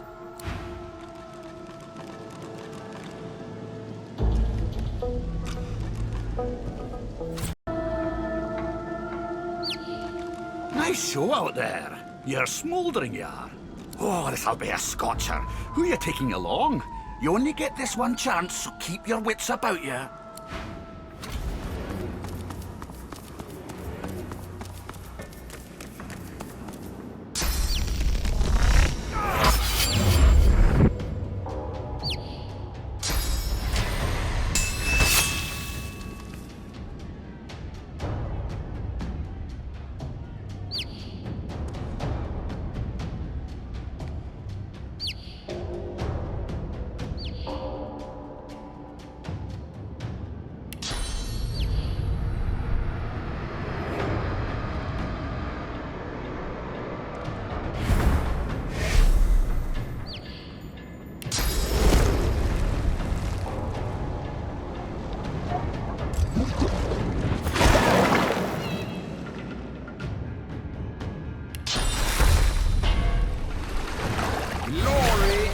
Mine.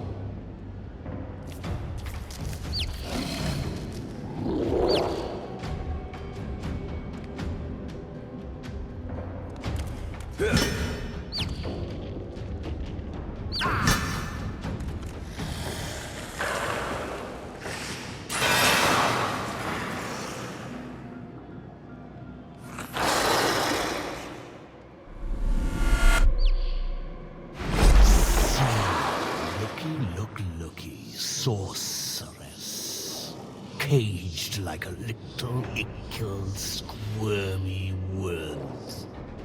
Delicious. Murga blanches, jaw hardening as she steps backwards. It could be just a trick of the light, but it certainly looks like she's trembling with fear. This is bad news, Cupcake.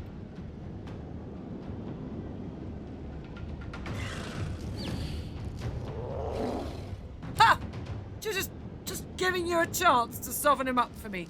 Hop 2, and don't even think this championship is over yet. Flickering and glimmering in and out of sight in the gloom, Murga winks at you and then disappears. Just like last time, she runs to her little ickle fading shadows. Won't save you. Can't save you.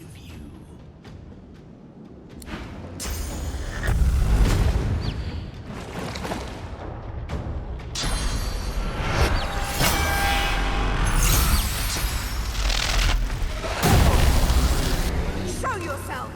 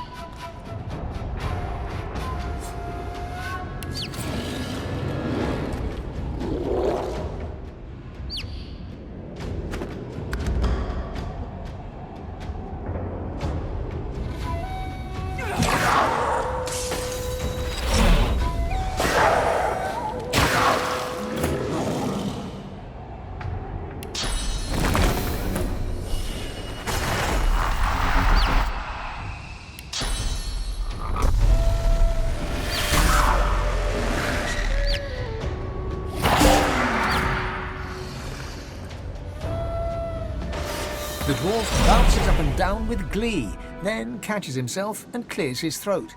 He bows before you. Extraordinary, son, just extraordinary. The spirit of the One has yet to settle, but it hovers near. It knows your great feat. I feel the glow. Ain't just praise you're earning, though. Giving you this key, too. It's an arena champ tradition. Takes you to treasure, it does. And only a champ can survive that journey. The dwarf bellows out to all within earshot. I proclaim thee the champion of the Driftwood arena. Get your gloat on, take a swig of ale. Hell, take a dozen. We'll be singing for years to come of the great scaled Void Slayer.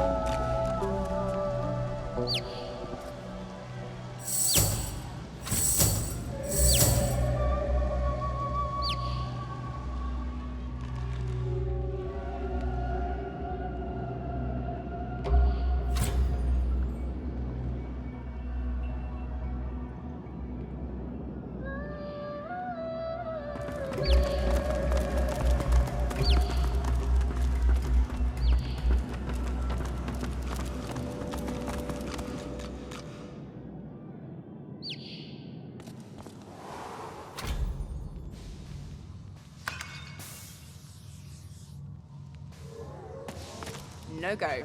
Not now, at least. No go. Not now, at least.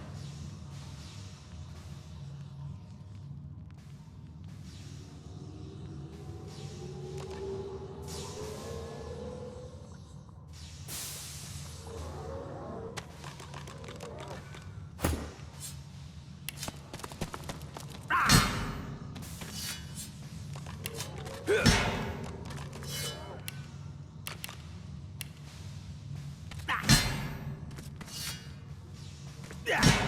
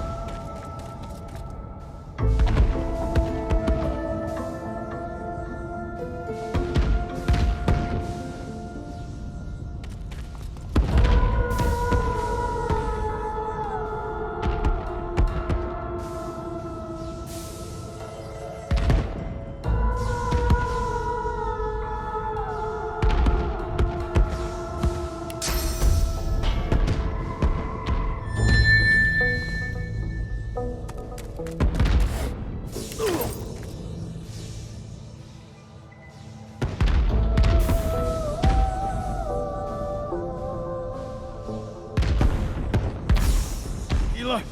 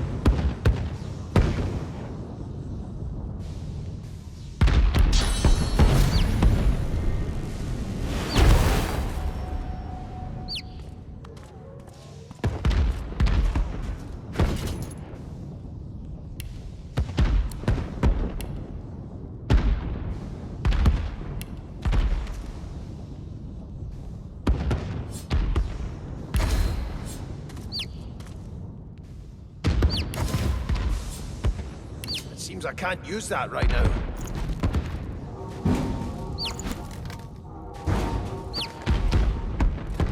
No go. Well, not now, at least.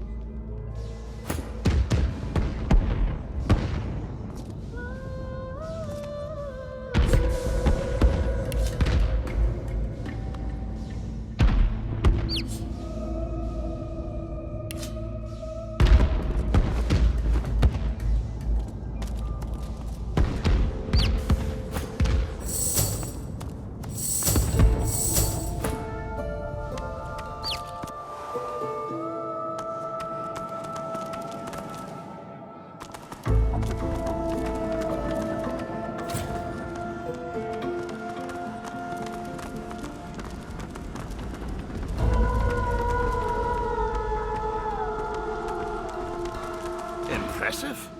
Dare say the spirit of the one stronger in you than anyone else I've seen. Even Murga.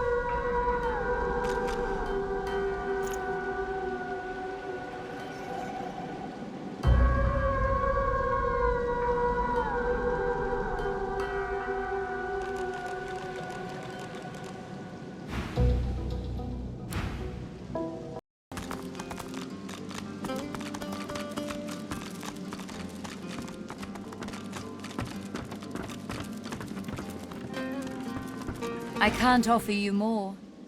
May the memory...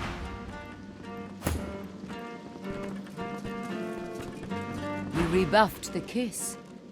There is no second chance, darling.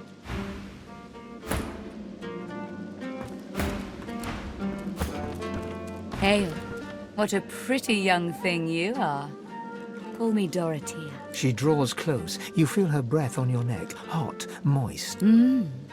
Oh yes. Are you worthy of my gift? Indeed. This is acceptable. You are nearer the one than most self-described heroes I've known. So, tell me, are you ready for me to grant you your greatest desire? Oh, I see your ache. I can weave some tapestries, but that I cannot touch. Even a divine cannot repair all that we want mended. Yet we all have a need dwelling within us. To expose it, gaze into the gem, my lovely girl. She flashes her ring. On the horizon looms a dark silhouette. As you approach, a beam of light washes the shadow away, revealing... Yes. It is power you seek. I will fulfill this. A kiss. Most delicious.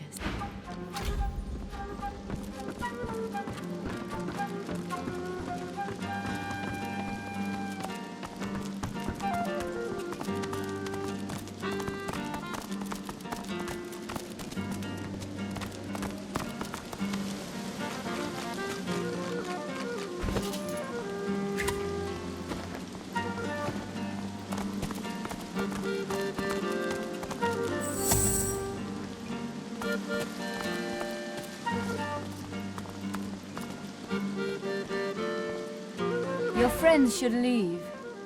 I prefer...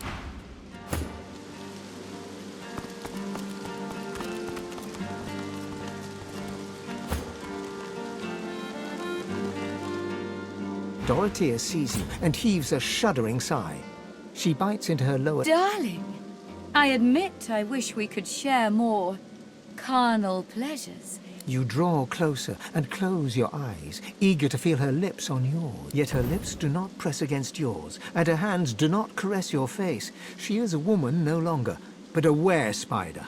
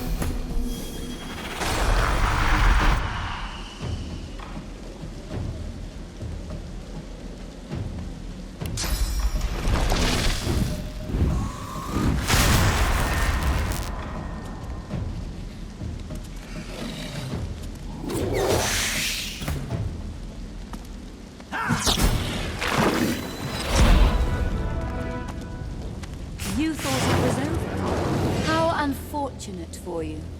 You see, I came prepared for the occasion.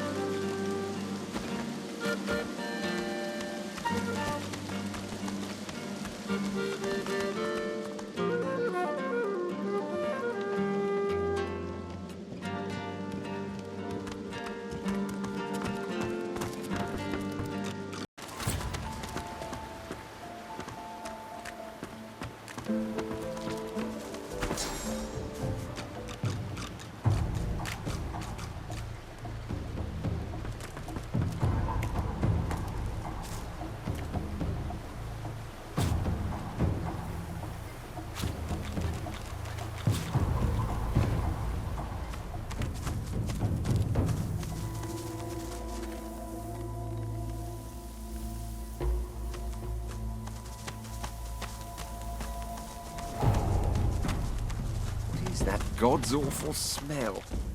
Must be dwarves. Creeping little flies. Go back! Get out of my realm! I think of them little ants crawling into our business.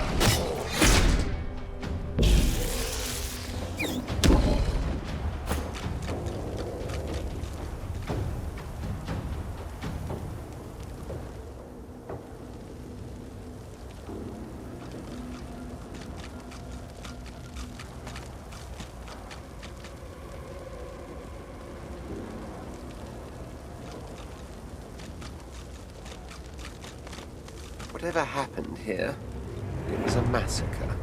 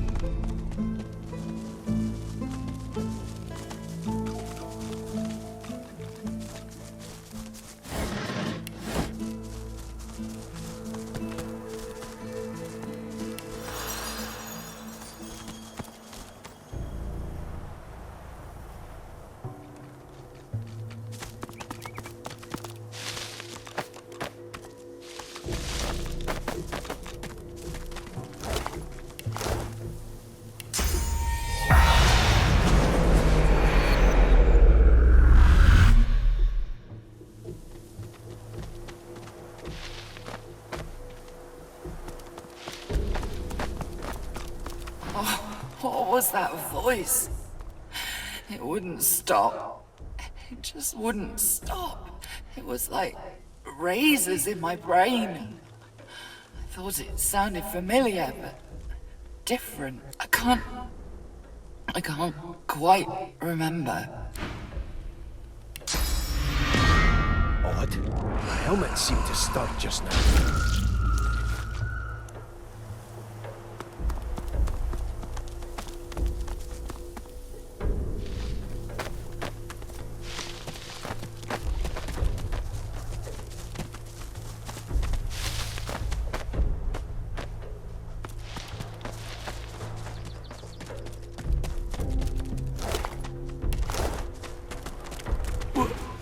What am I doing here? I thought I was in the cave. The dwarf looks around in confusion, quietly talking to itself. It seems oblivious to you. I swear, I should have expected nothing less. They wander across a tragedy, and how do they spend their time? Gawking at the dead like they're nothing more than a sack of cloth and flesh to be looted. Bloody parasite. Wait, can you see me? Elves, teeth. How'd you manage that? The dwarf's eyes narrow, and he squares his shoulders. His hand seems to instinctively drop to his waist.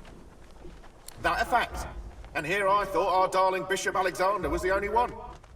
So God-woken and powerful, eh? Powerful enough to control minds?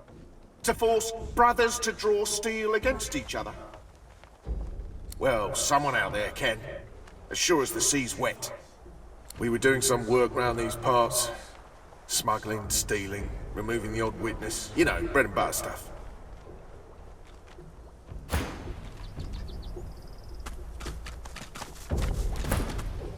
Next thing I know, my best mate's buried his dagger in my gut. And there's void woken everywhere you look. Them that didn't die were carried off to the cave. Might be I was the lucky one, lying there, bleeding out. Heh, was the day I'd have to cut you just for asking. Don't suppose it makes much of a difference now. The cave was our base, where we wrecked, smuggled and stored the loot. The entrance is through the ruins over yonder. For all the good it would do you. Might be swarming with void-woken by now. Huh, kind words. But there ain't none that'll undo what we saw.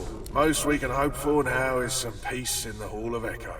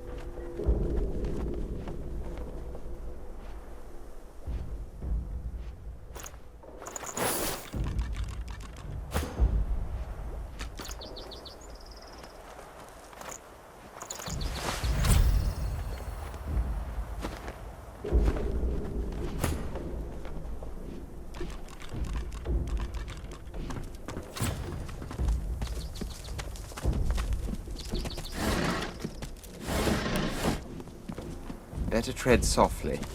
Somebody's in that cave. Keep on walking, bud. Shh, hold your tongue. You got moss for ears. Scram. The face of a dwarf appears from the shadows.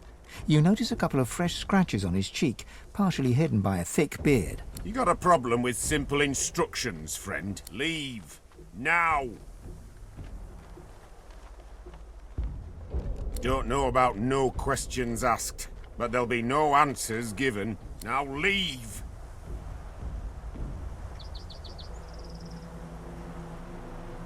I were looking for mushrooms when I heard the shouts.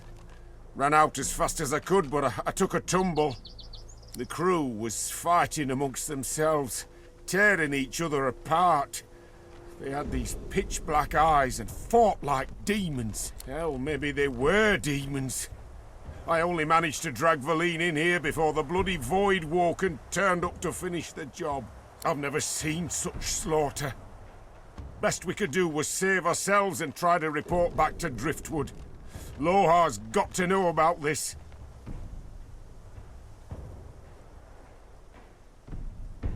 How about you talk some sense? Those Voidwoken are monsters! If you think you're marching us to our deaths, you've another thing coming, bud.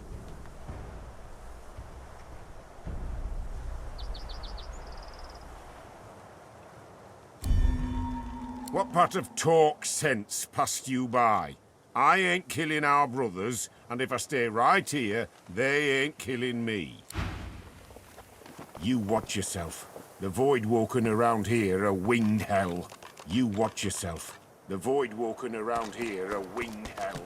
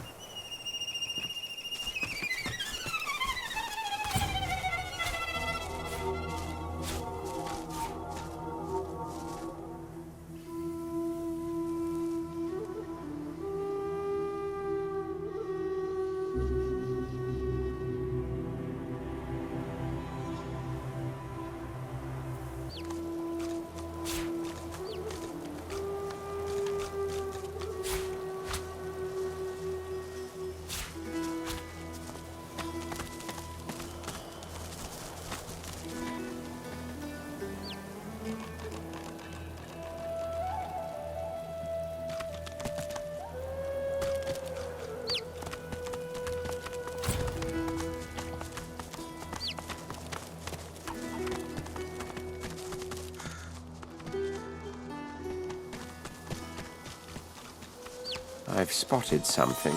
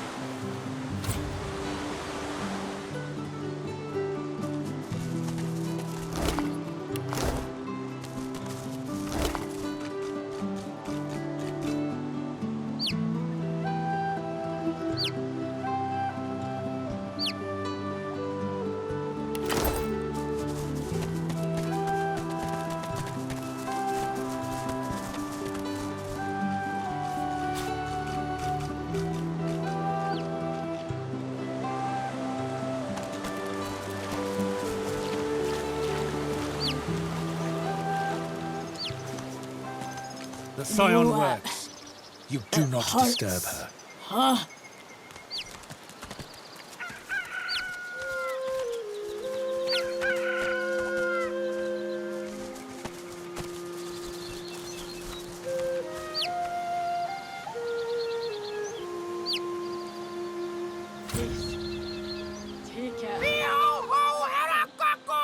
Behold, it is I, the magic cockerel.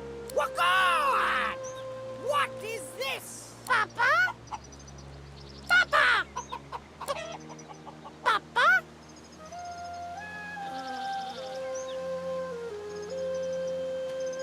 Marge? Marge! Oh, Marge! She was a good sort. I'll mourn her with my mourning. Go! The rooster looks his son over, first with one beady eye, then the other. He has my eyes! Buck, buck, buck, but I see nothing but the void lurking behind those pretty peepers. Kill him now or he will get... Go! Kill us all later! Papa!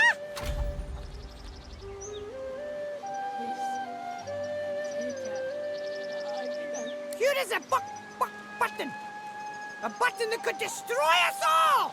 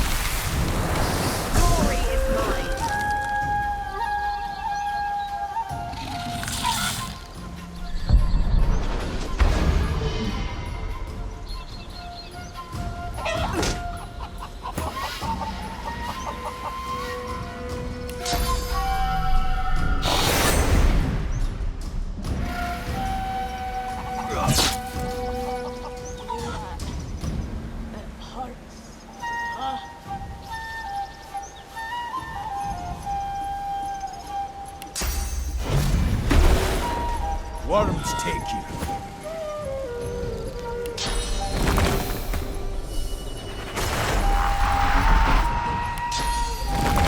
I'm ready!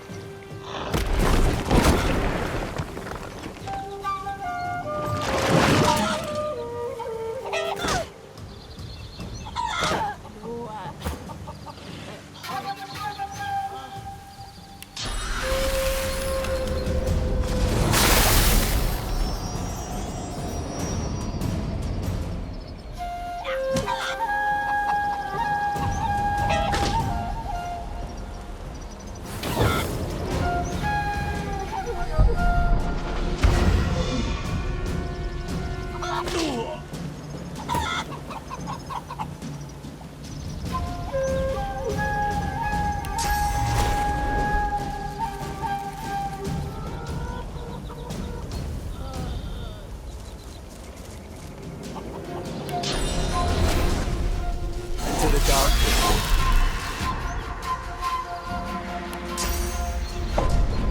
Into the dark with you.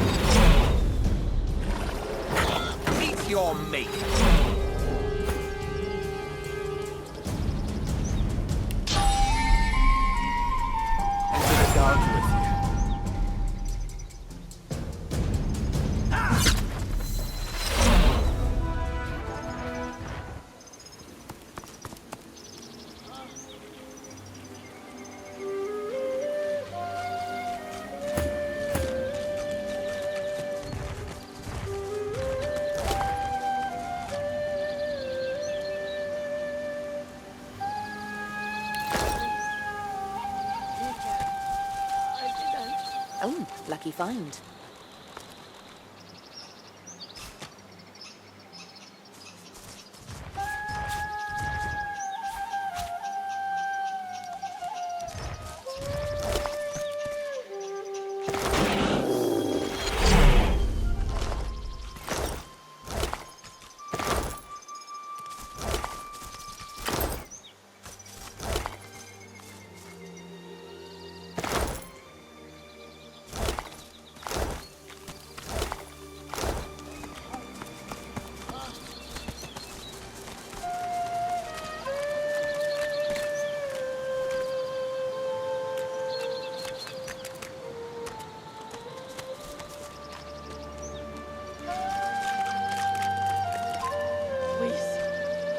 Take it. I didn't.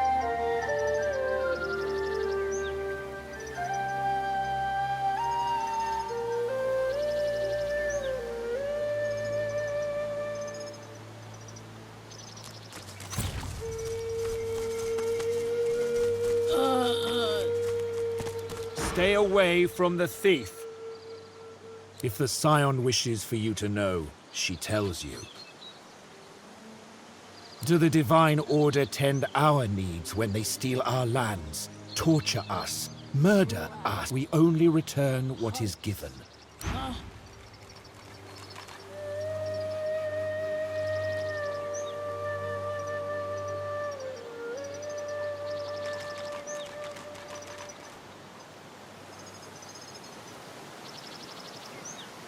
Please. Take it. I didn't.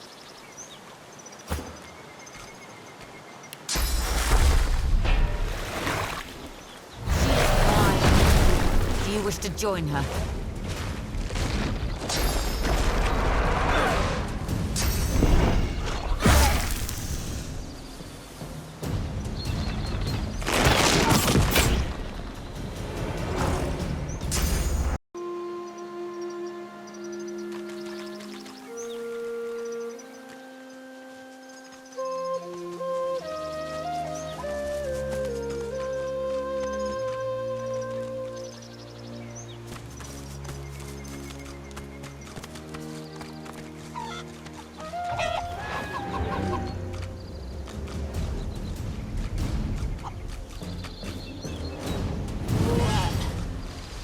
Hurts, huh?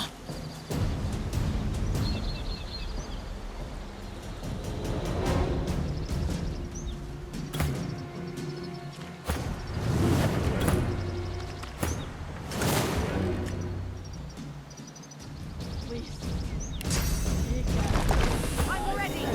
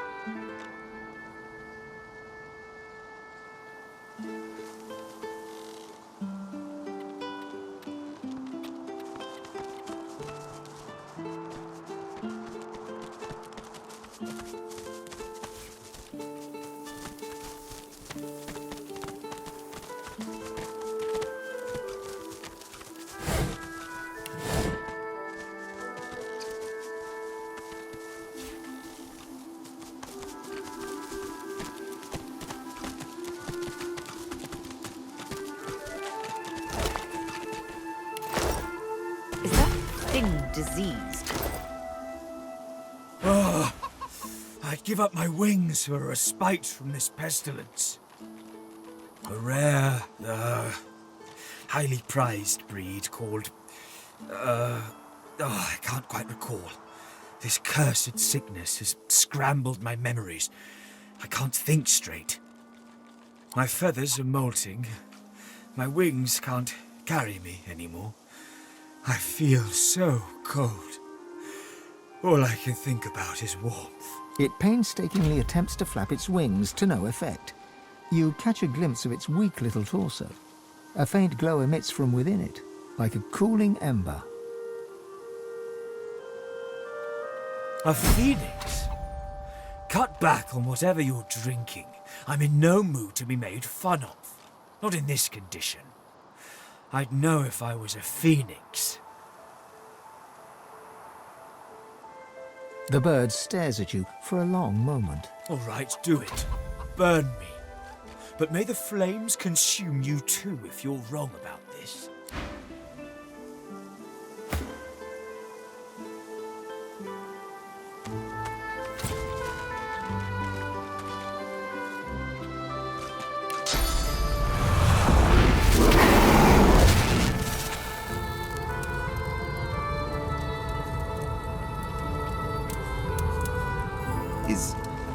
Is it dead? A phoenix egg? The egg is warm to the touch, but not from the ashes. This warmth comes from deep within the egg. The egg is smooth and glossy dark, like some rare volcanic mineral.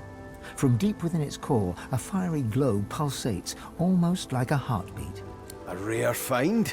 Could come in handy at some point. The phoenix will hatch, only to go through the same suffering again. Better to eat it.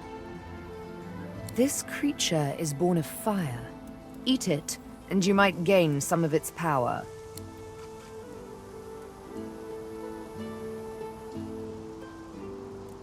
This is a find not to be squandered idly. I shall keep it for now.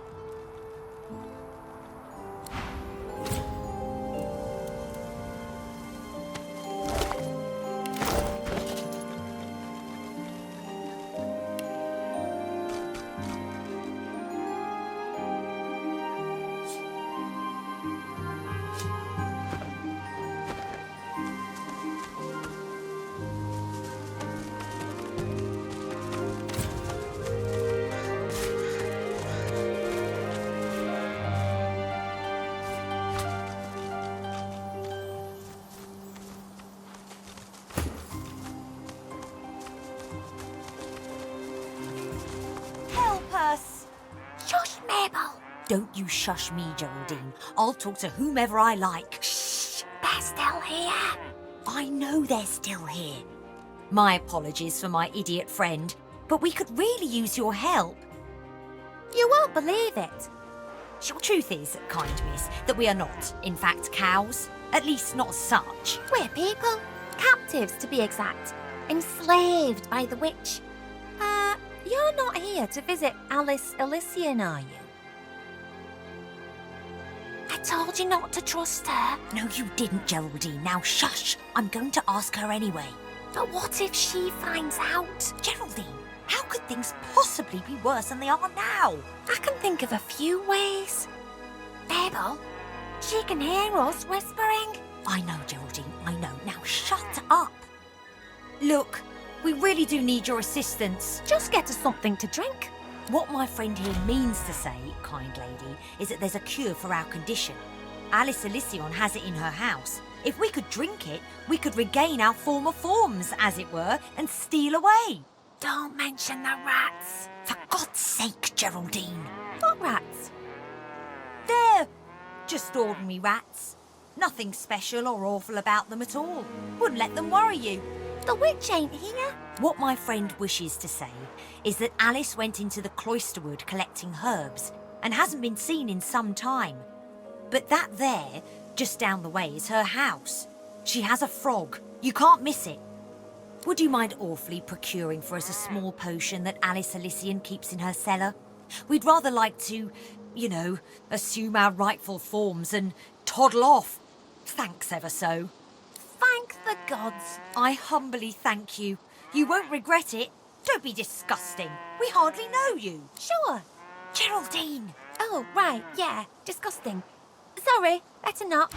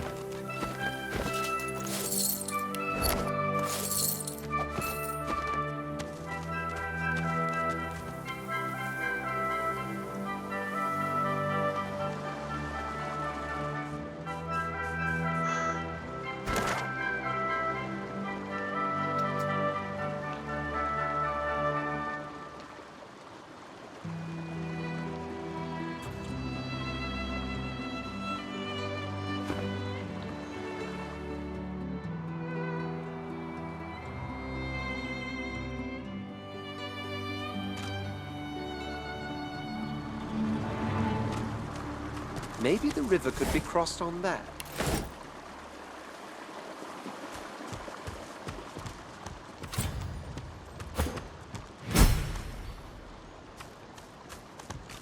The Master?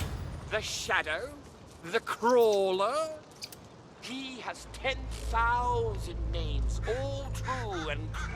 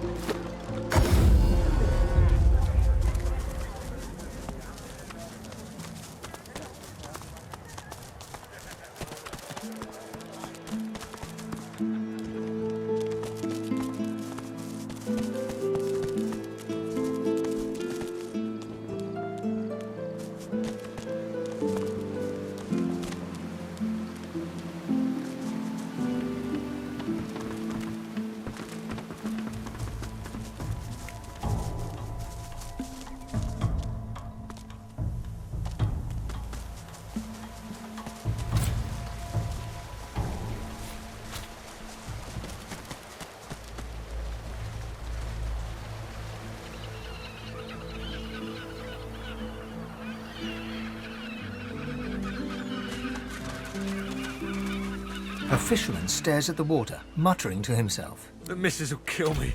She'll tear me a new mouth halfway down my neck. Fish will bite, all right. Not that you'd eat one.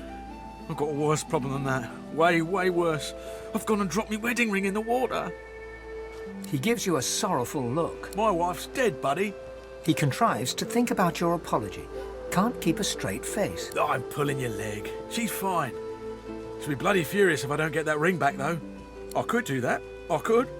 But seeing as the ring has a bit of sauce to it, like as not, going in there will attract Voidwoken. All things equal, between an angry wife and Voidwoken, I'm leaning towards the wife. I'm not asking you to risk your life on account of me and my marital woes, but if you fancy a paddle, you can go right ahead. I've spotted something. Funny fish around here. Let's fill it then.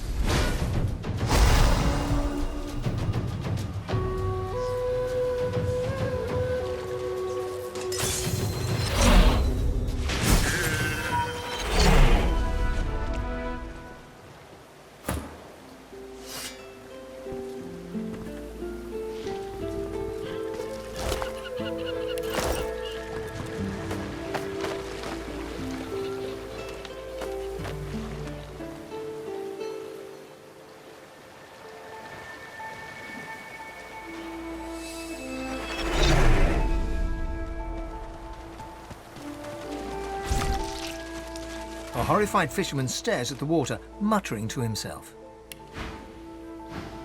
That was terrifying. I need to get myself a new line of work. Something as far away from the water as I can go. Goat herd, high on a mountain. Spice trader in the deserts. Anything but this. If the missus will go for it, of course. She likes the beach. You found it! How wonderful! The wife will be thrilled.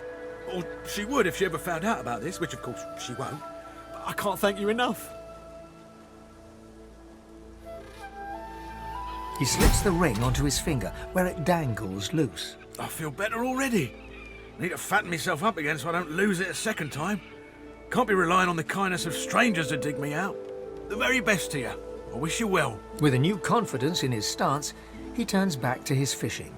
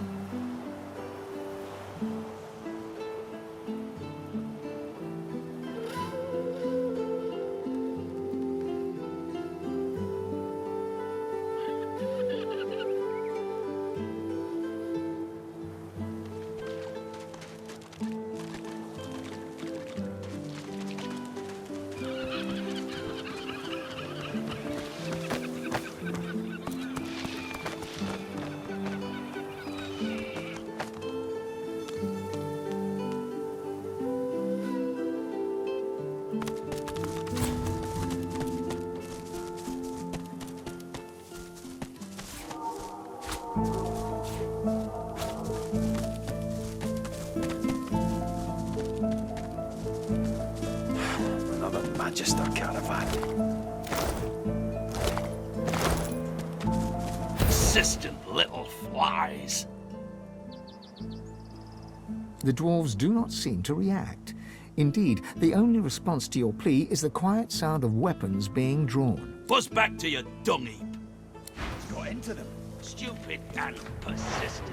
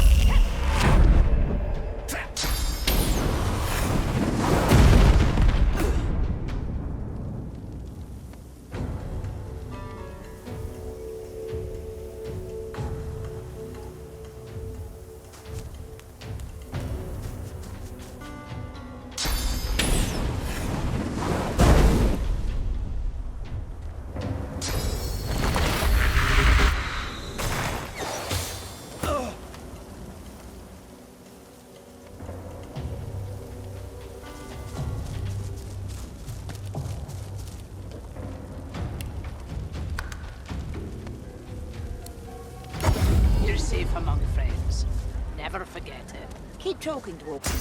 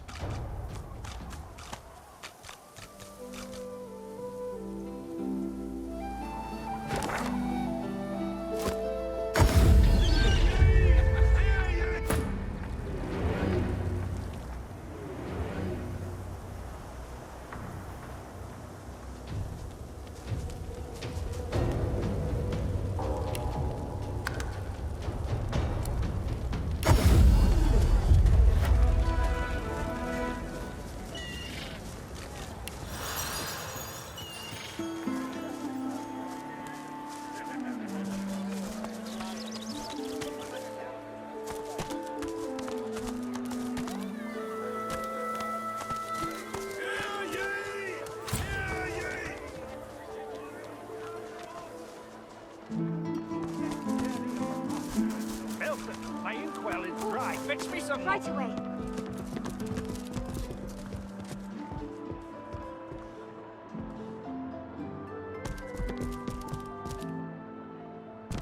The Magister startles, realizing there's a stranger in his midst. What do you want, elf? You can't just come in here as you please. There's Magisters missing. I'm trying to conduct a bloody investigation.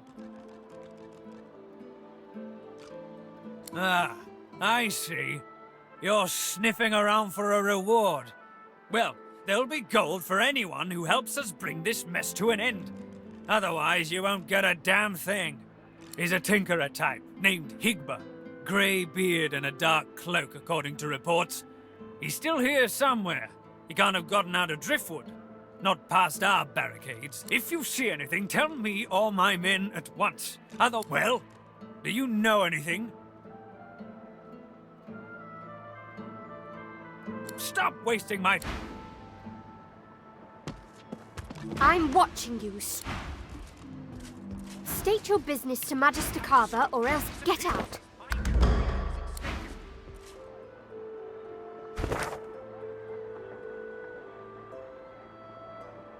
Bellwether, I need those reports, damn it.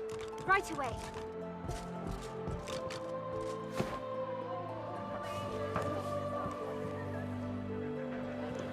Oh, don't.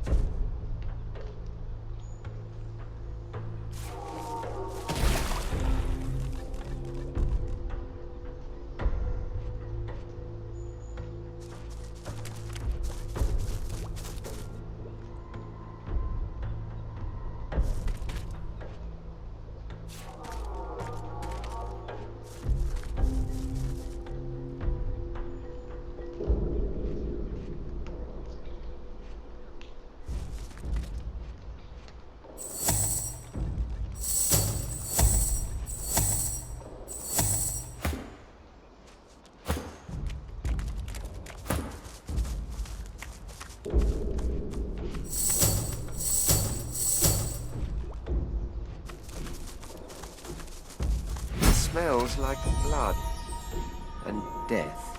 We're getting close. I wonder what I've stumbled upon. Cargo ought to be nearby.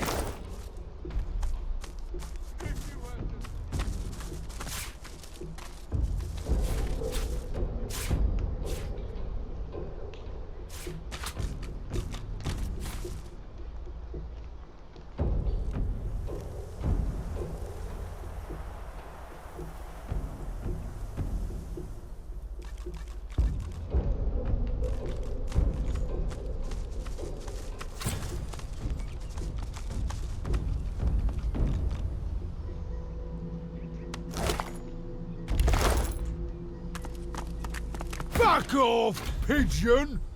This is my bridge, and I don't suffer fools on it. The enormous, unusually red troll looms over you with his fists clenched threateningly. His expression is stern, yet you can see the tiniest twinkle in his intelligent eyes. Didn't hear me the first time, parrot?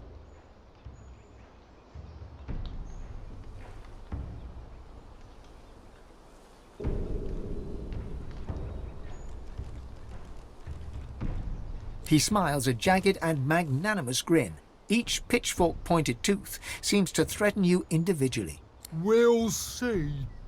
You want to cross my bridge?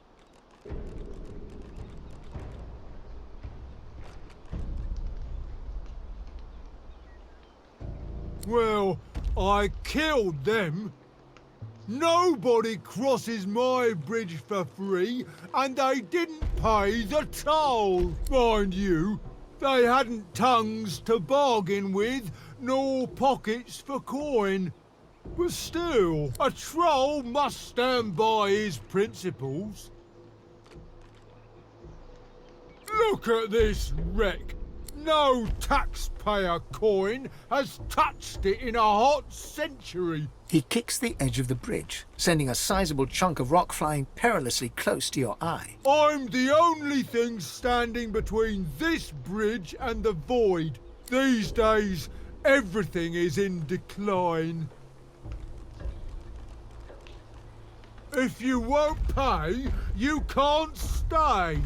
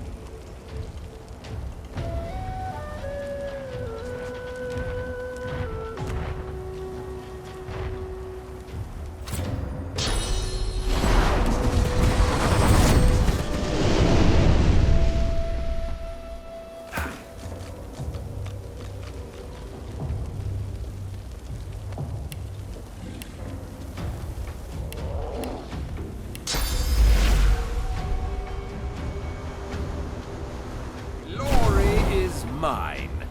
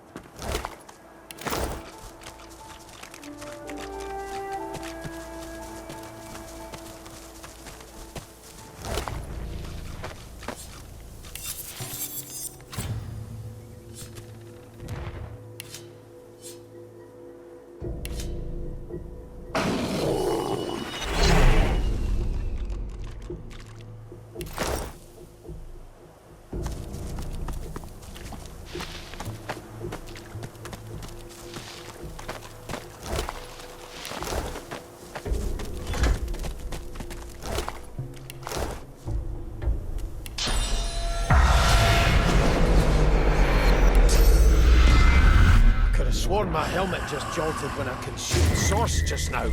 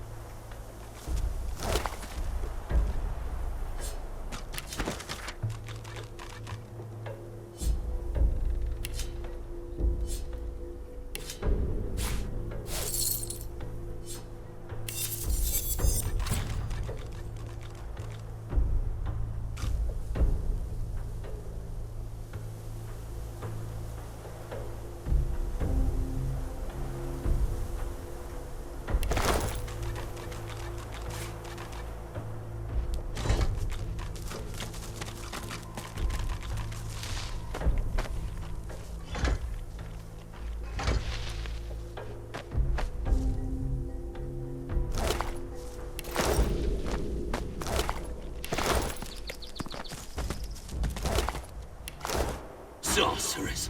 They brought in sorcerers? I can't remember. I can't remember why.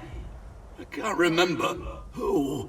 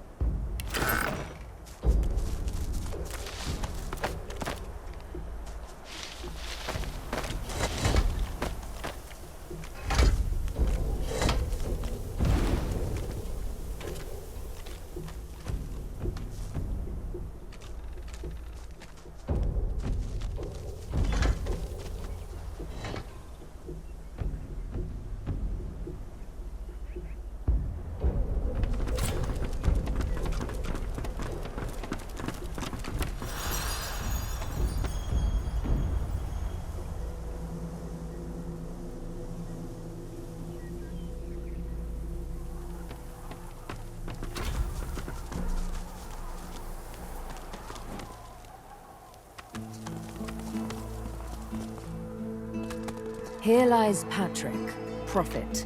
He perished in this place, predicting the downfall of Brachus Rex. A slow and painful... I have never seen a torch that holds no flame before.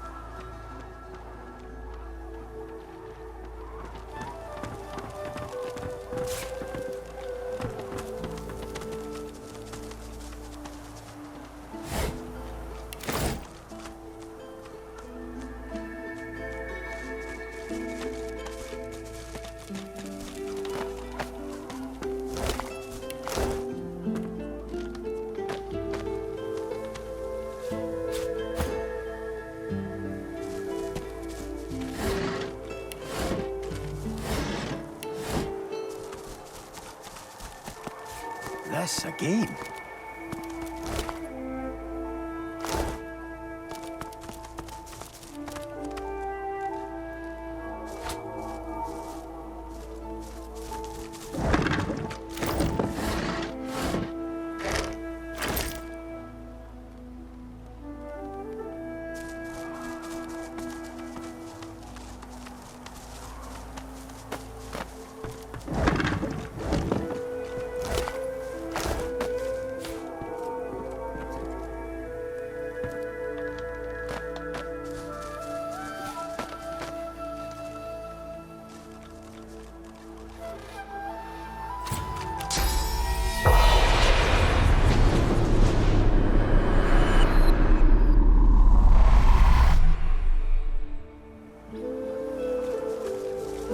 The enormous stone slab is covered with cryptic engravings, obscured in places by smears of dried blood.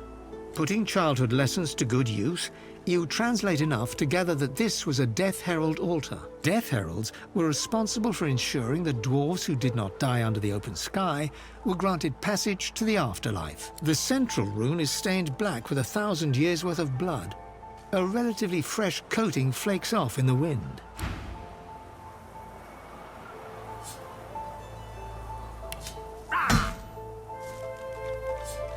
The slab remains lifeless, but the central rune is putting childhood lessons to Death Heralds. The slab remains. The central rune is stained black with The slab remains lifeless.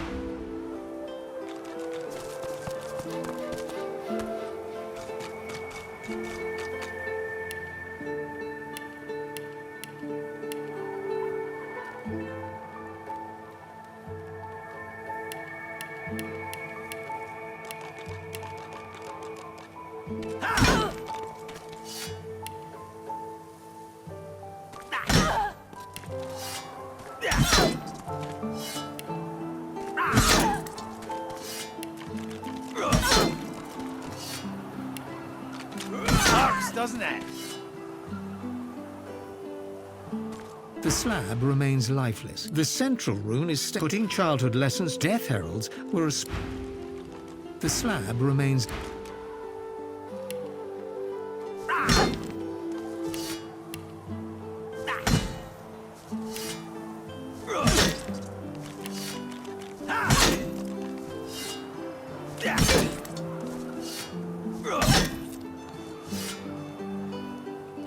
The slab remains lifeless.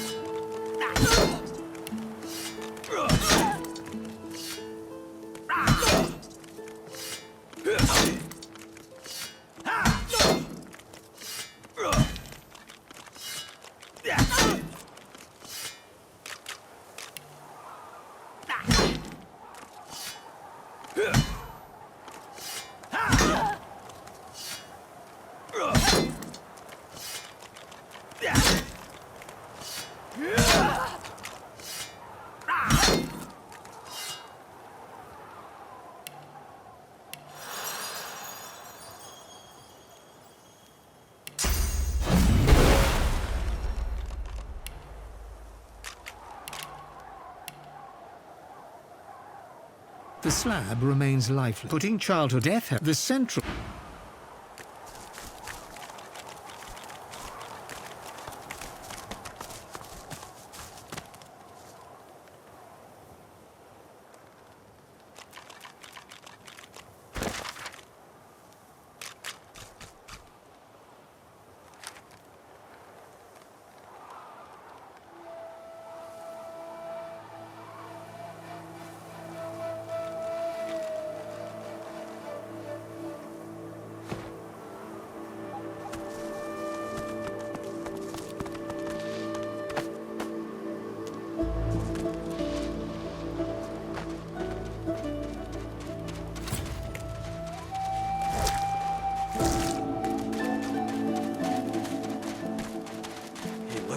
Lamp.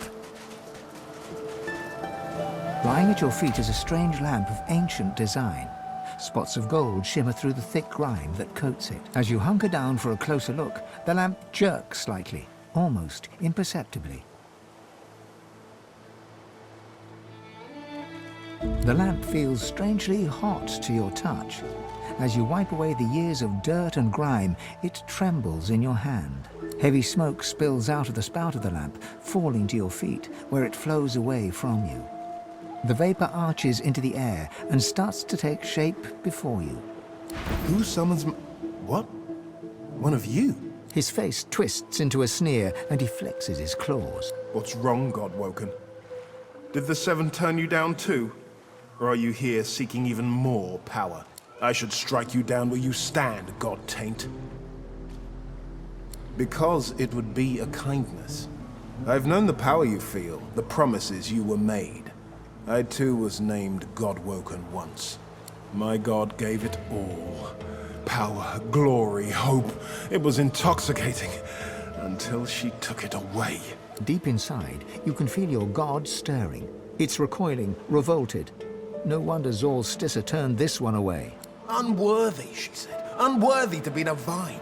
So she gave it to another. What kind of a monster gives you that power only to strip it from you? To promise you will be the light of the world and then cast you into darkness?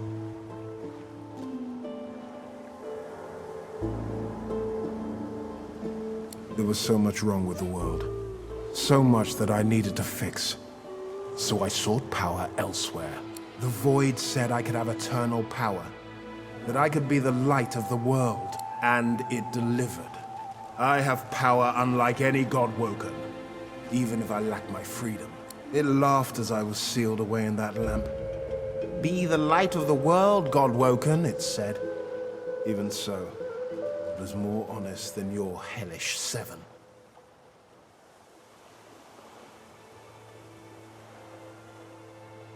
I may be bound to that lamp, but I can still strike you down with the thought. Other fools will find my prison. I will have my freedom someday.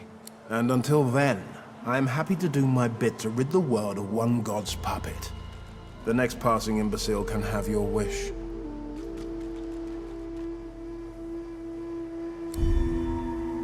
You threaten me? When I have become so much more than Godwoken, I will wear your entrails for ribbons, god scum.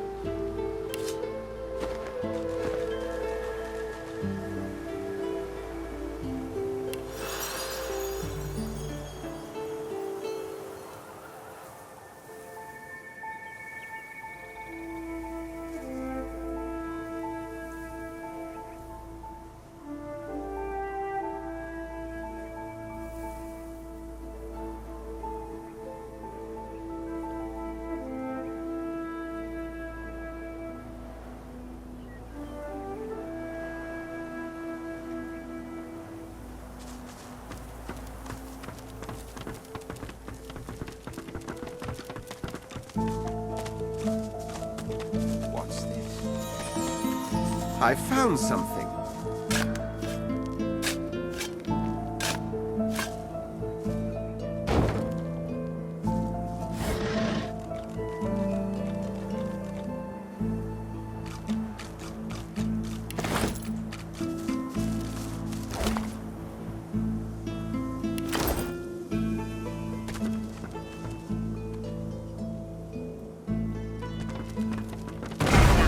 That's a trap.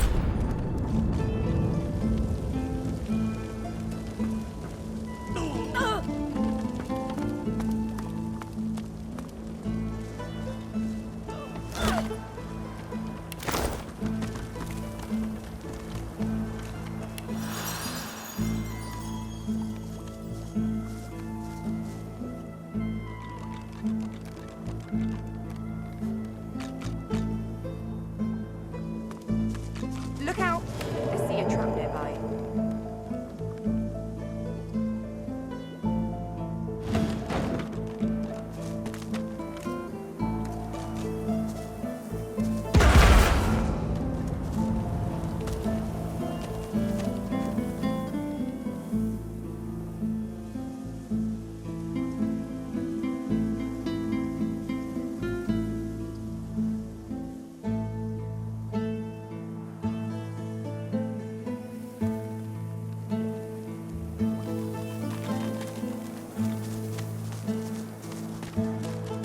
Careful! I've spotted a trap.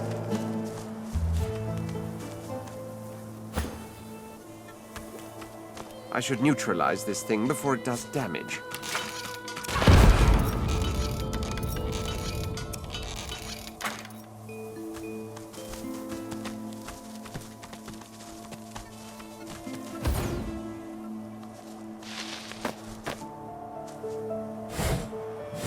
Careful now. That's a trap.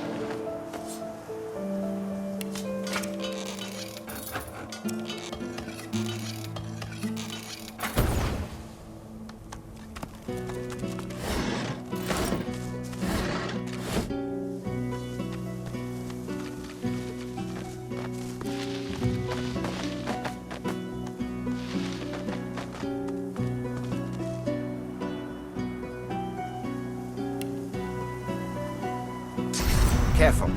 I've spotted a trap.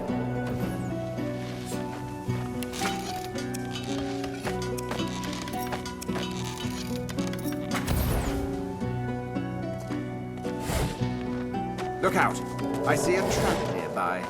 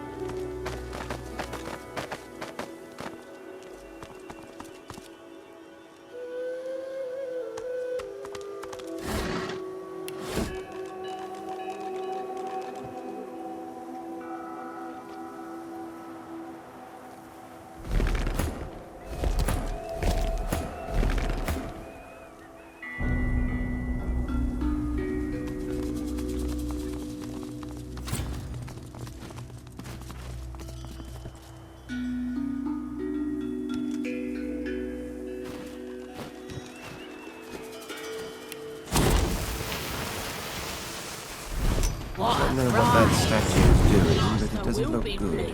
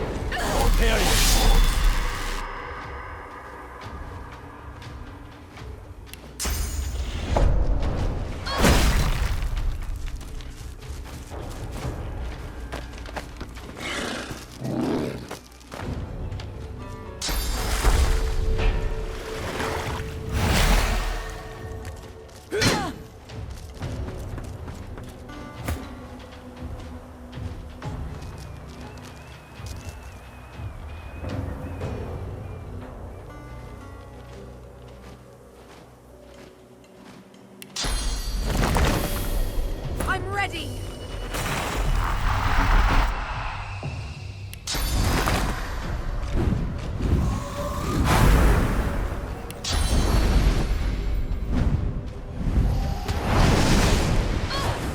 Taking a stroll.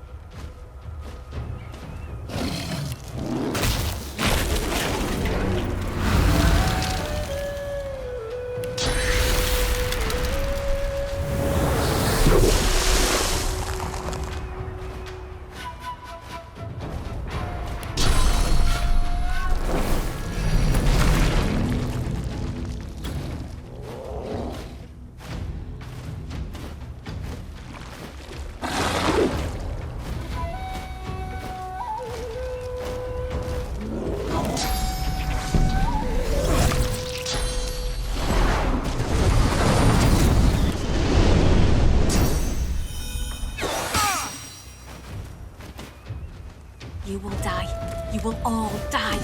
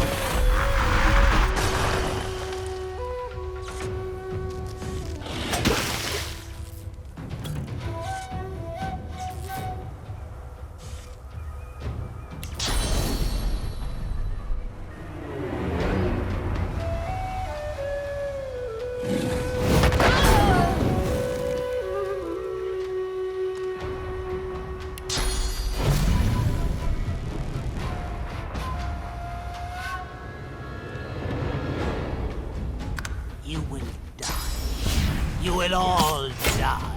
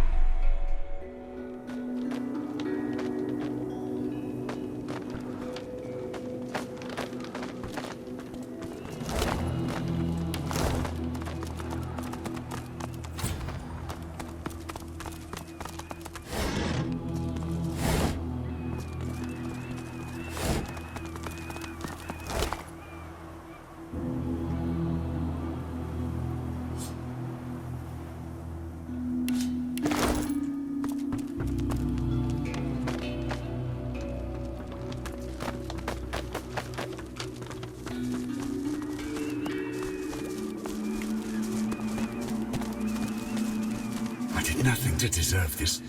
Nothing.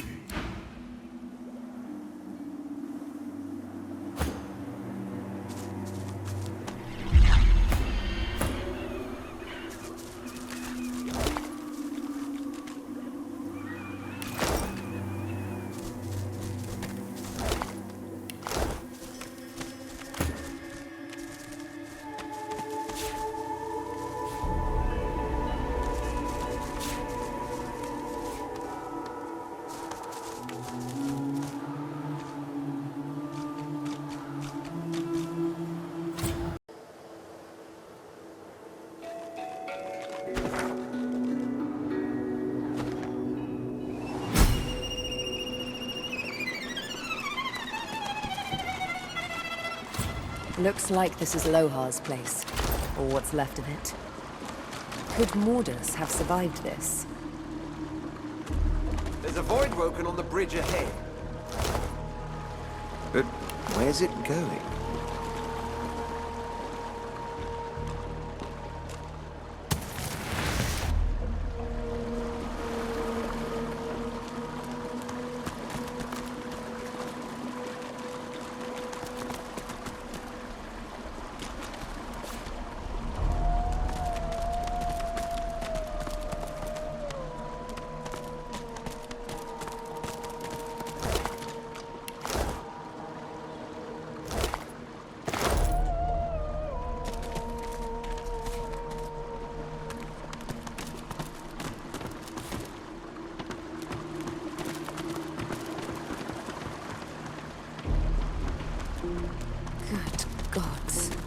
What happened?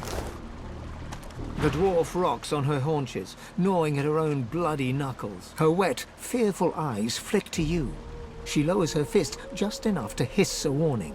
Away! Away! Too noisy! It'll come back! It'll take me too! She shrinks into the fetal position. It'll come back! It'll come back! It'll come back! It'll come back! And we'll all be eaten alive! The dwarf shakes her head vigorously. No! I don't want to look! I saw too much already! Too much! Get away from me! You're already dead! You're eaten alive! Eaten alive! Get away from me! She clamps her hands over her ears and shuts her eyes. She rocks back and forth, deaf to your words.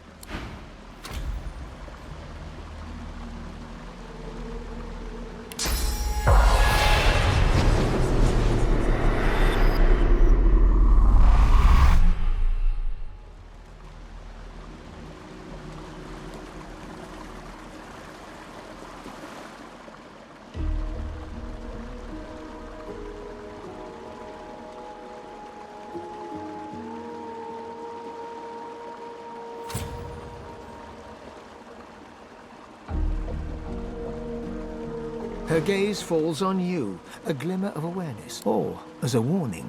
The spirit takes a deep breath and bellows silently. A distant cry echoes along the cavern. Run!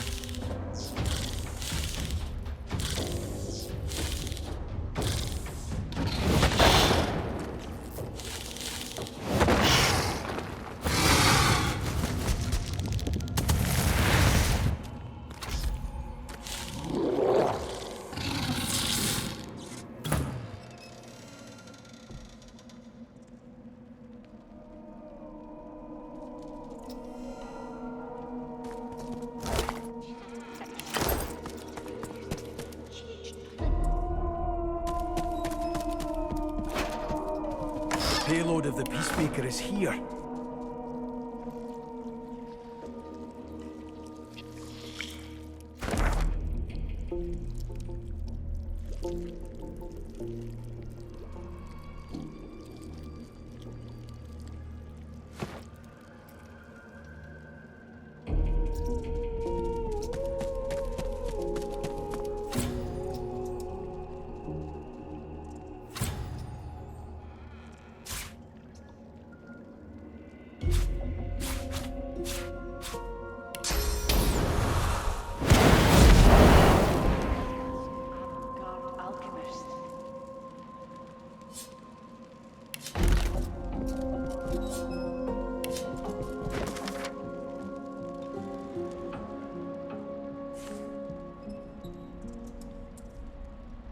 The manifest said there was death fog, but there's no death fog here.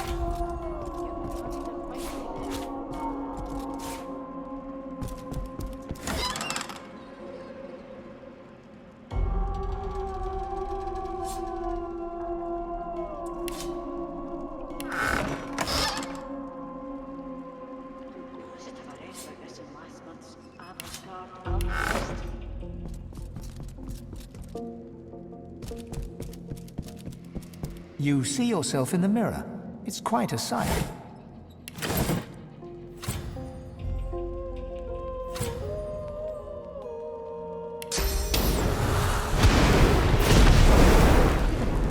going right. I still haven't sorted out the diagram. Yes! What's this, woman? I know a bomb when I see it. Out with it! Ah, one of Lohar's, are you? You should know better than to stick your clumsy fat fingers in the Queen's secret operations. Beast's fists slam down hard onto the device. Shards fly from it in all directions, and a red light flickers on. Looks like you've had some technical difficulties, eh? I know what you look like. I'll report you. Queen Justinia will have vengeance.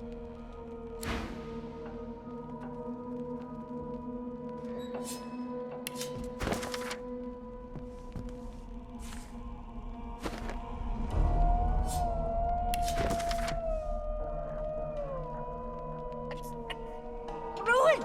That brute!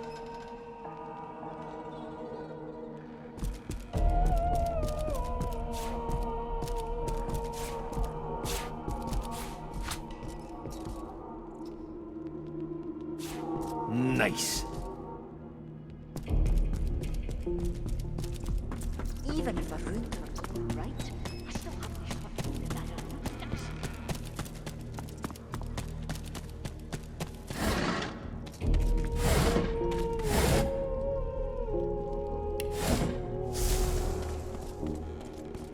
Wonder where the others might be.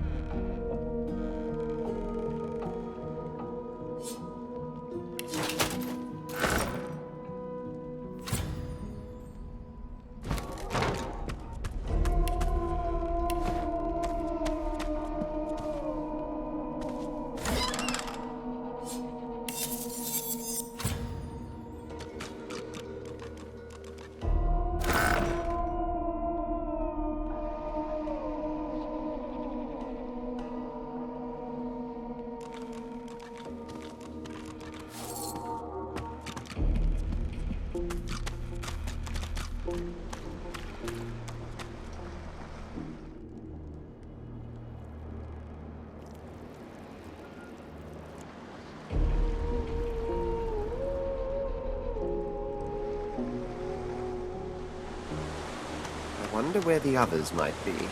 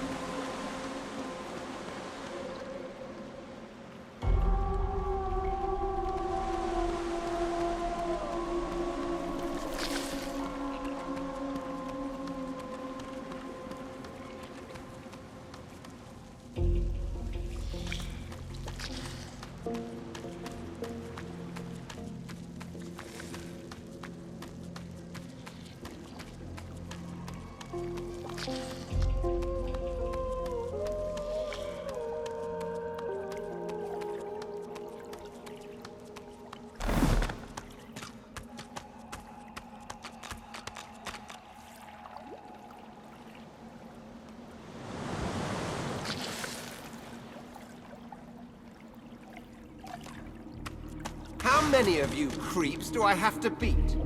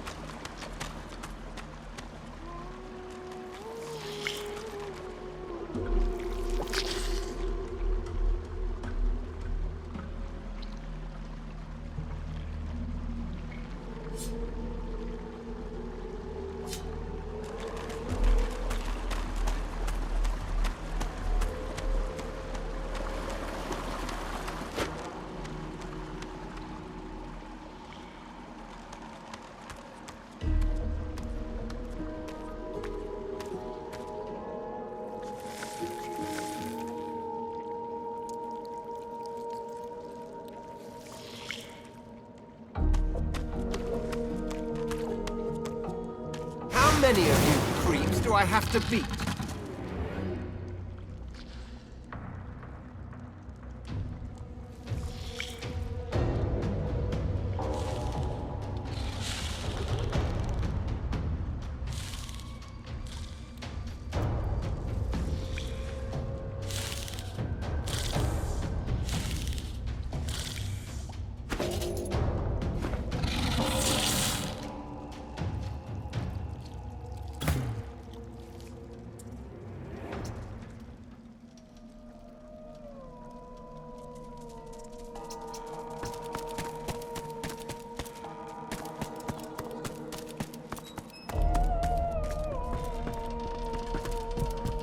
The dwarven woman wrings her hands as she examines a contraption that looks broken beyond repair.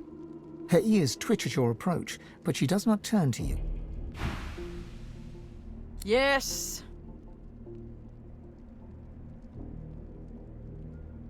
I was carrying out important scientific work. for Queen Justinia at that.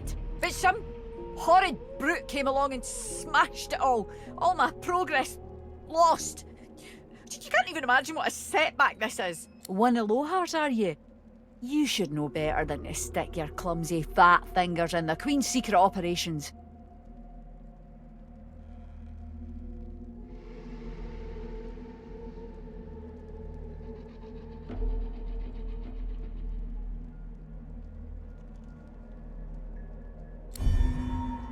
Please! You don't look like you have it in you.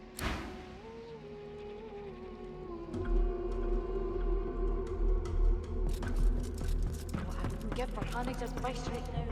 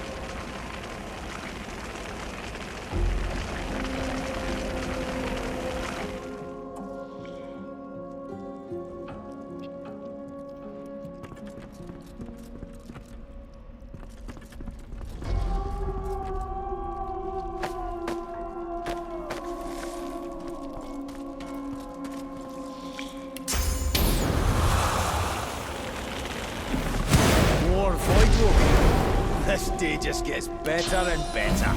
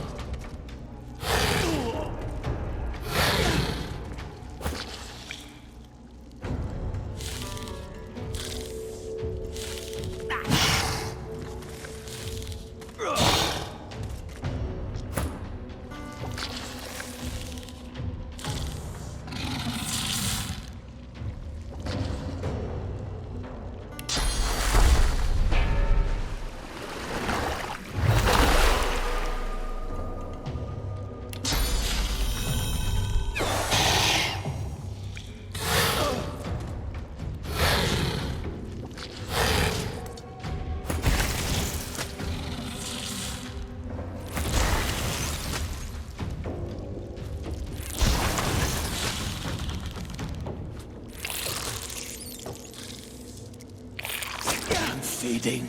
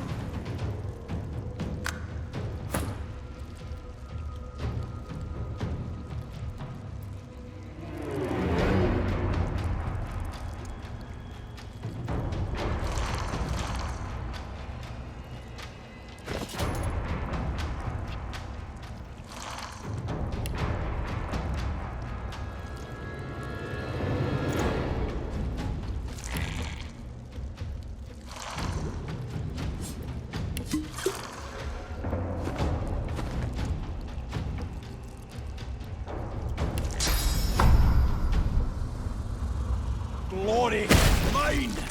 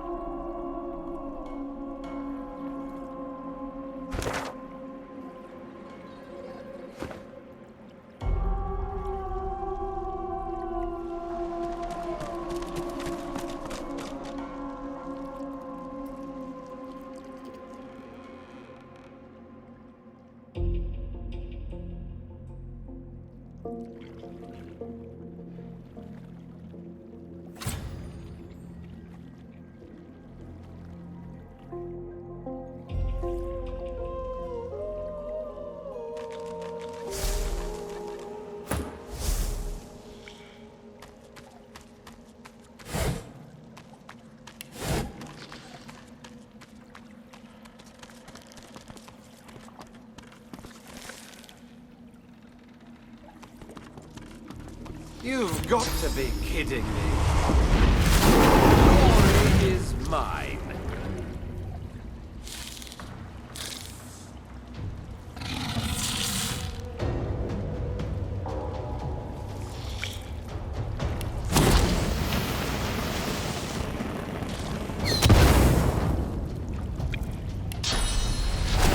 Glory is mine.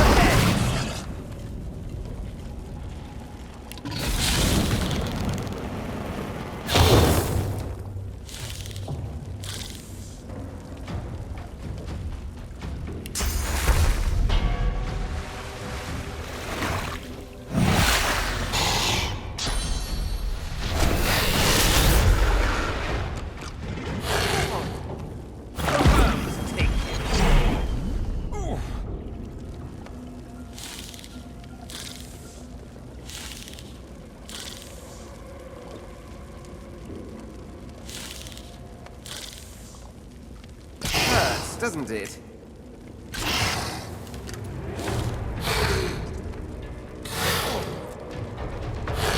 Fading.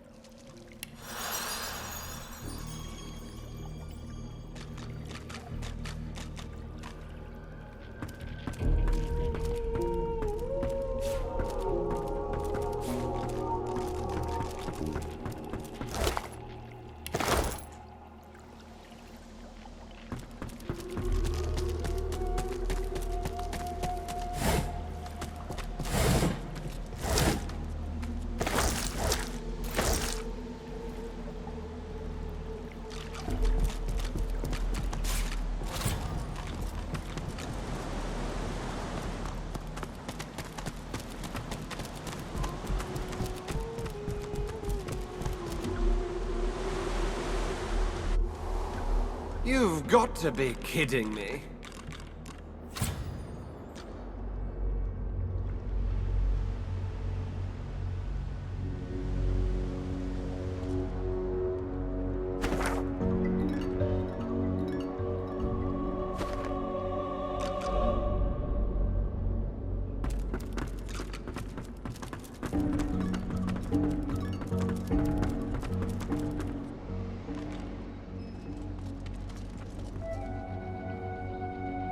Were you not required, I would feast on you, slaves.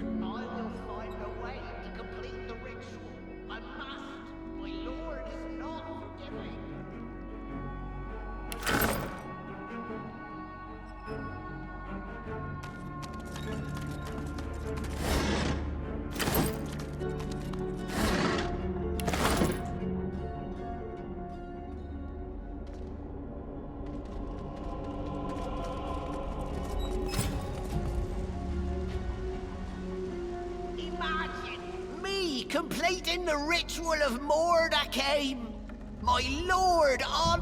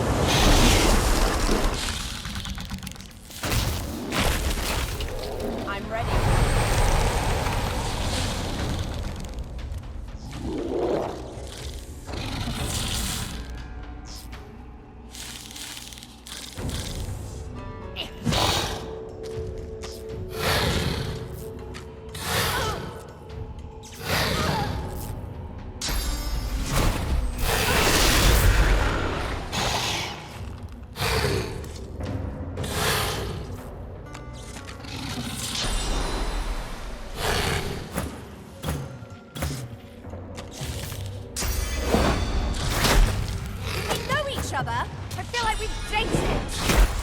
Oh, stop it, that tickle. Where the hell did they go? Well, we won't find them, but How many of you creeps do I have to beat? where am I?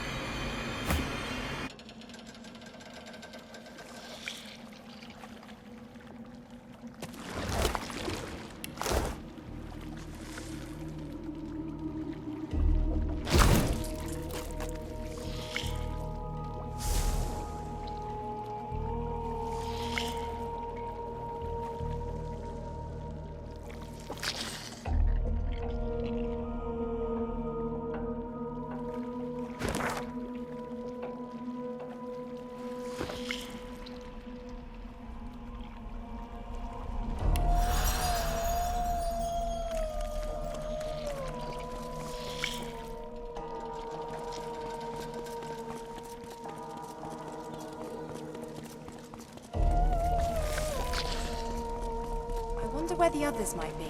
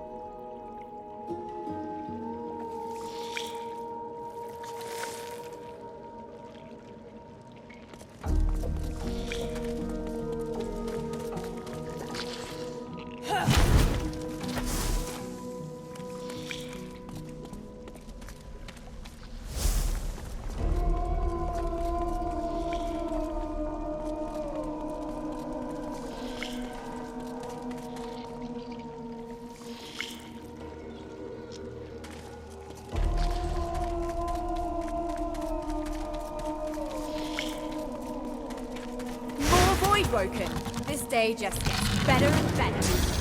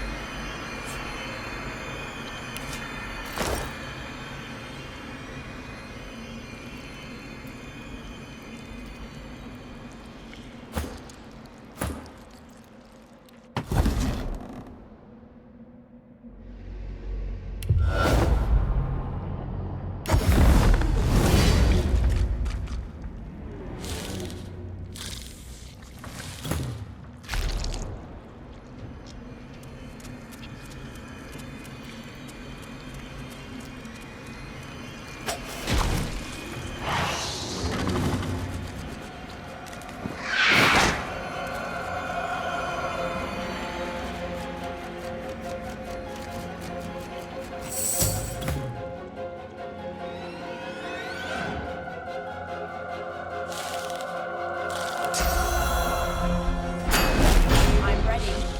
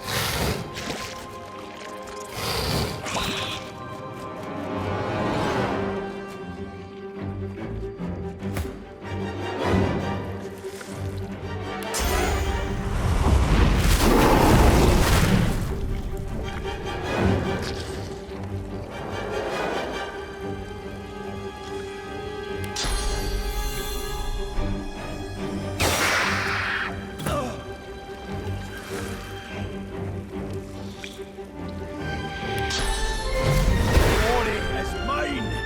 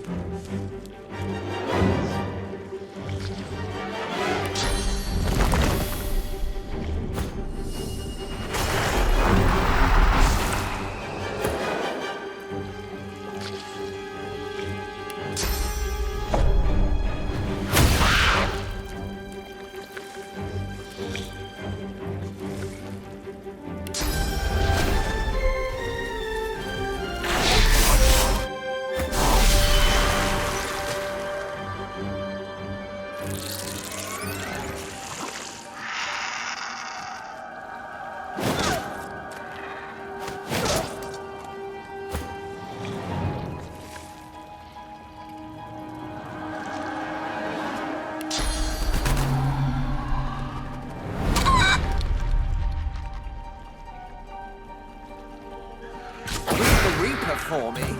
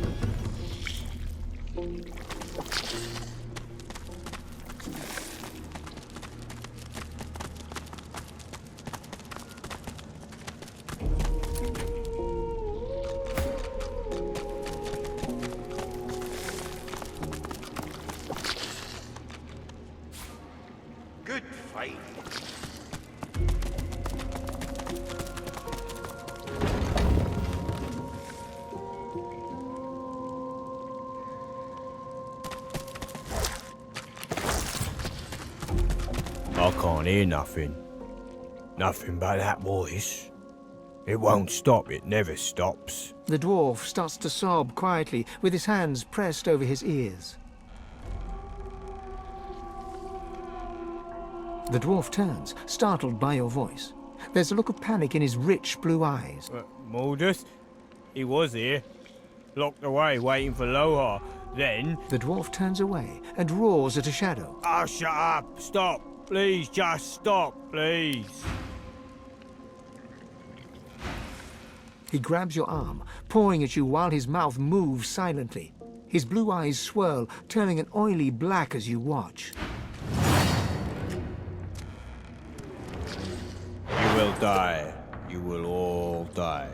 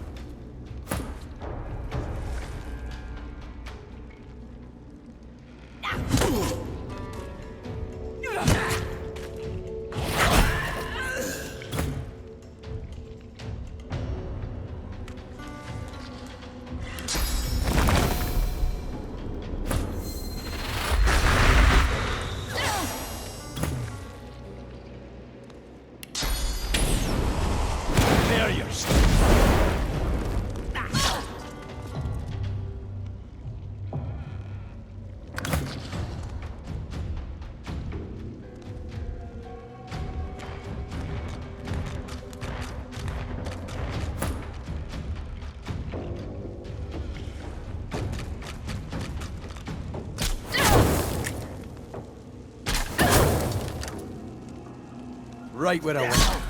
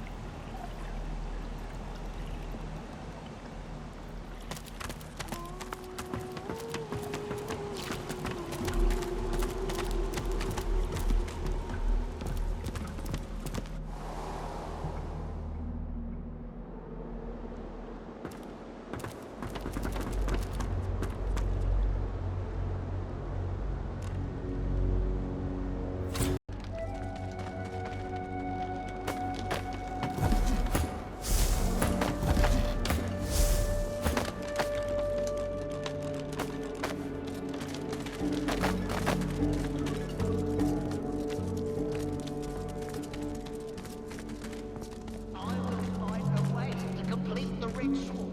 I must. My lord is not forgiving.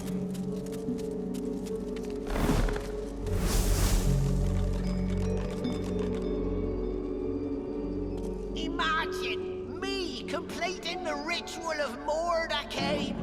My lord honors me.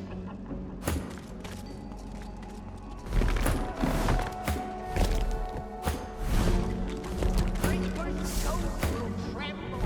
I will be unstoppable. My power will be complete.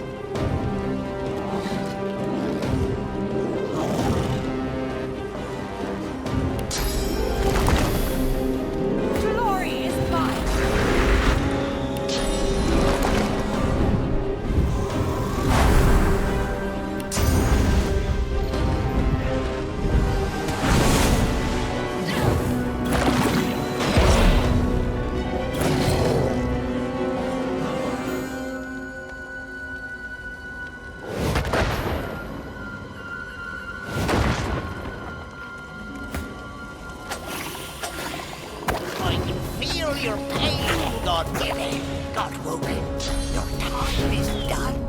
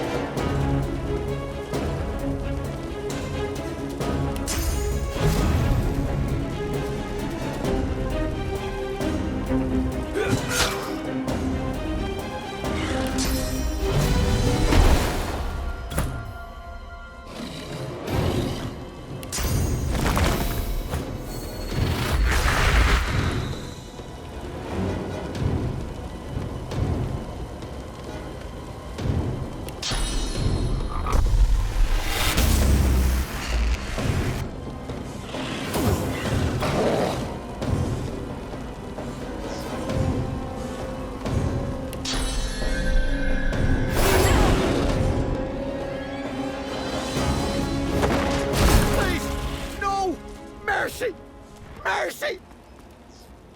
The Master Sorcerer throws up his hot, cracked arms to defend himself as you step forward. The undead dwarf looks quickly over its shoulder, his gaze darting from shadow to shadow. Of course! Anything! Just name it!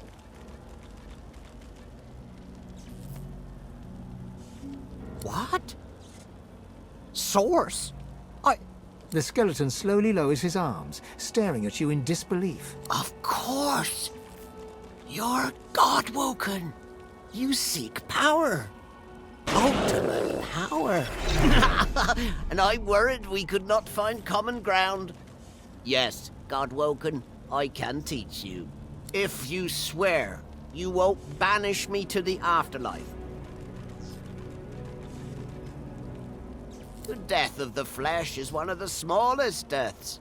I have not passed on to the Hall of Echoes, nor do I ever intend to. Please, God-woken, let me walk away, and I swear I will show you all I know.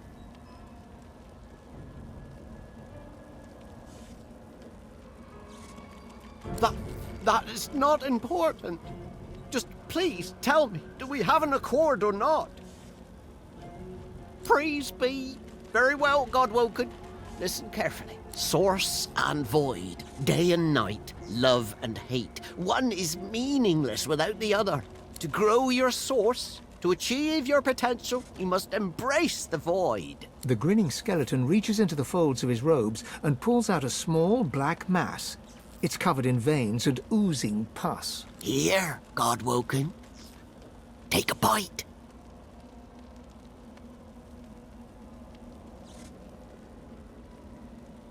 The finest meal you'll find in this cave.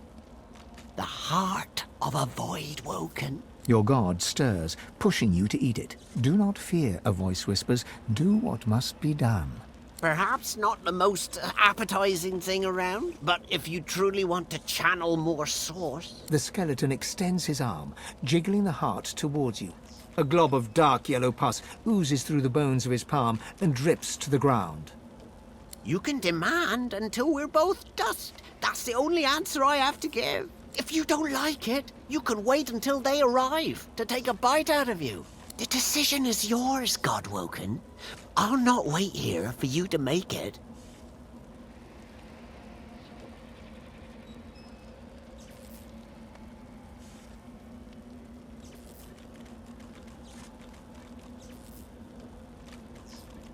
The thick pus explodes into your mouth, coating the back of your throat. You can feel it running down your throat like rancid custard. You start to retch, your body struggling to reject this intruder. But your teeth clamp down hard on the fibrous, gritty flesh as you force yourself to chew and swallow. Deep within you, you feel something change. Your soul opens up, and you feel it swell as new channels for source start to flow through you. You swallow all you can, and despite the meat in your stomach, you feel a new space inside you, a potential waiting to be filled. There, I held up my end of the bargain. I did as you asked, and now I'm getting as far from this cave as my bones will take me.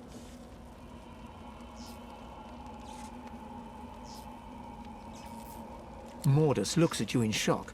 His skull twists into a mask of rage as comprehension dawns and oblivion opens before him. Liar! Traitor! I hope he rips your guts out your ears! The frail skeleton is still screaming obscenities when you bring your weapon down, caving in his skull. The jaw falls silent, dropping to the floor with a crack, and the pile of bones lies silent. I've never felt so alive. You feel newfound powers of the Source course wildly through your body. Deep inside your soul, your god calls for you. It would be wise to meet with your god again by performing the Meister's ritual, here or in Siva's vault.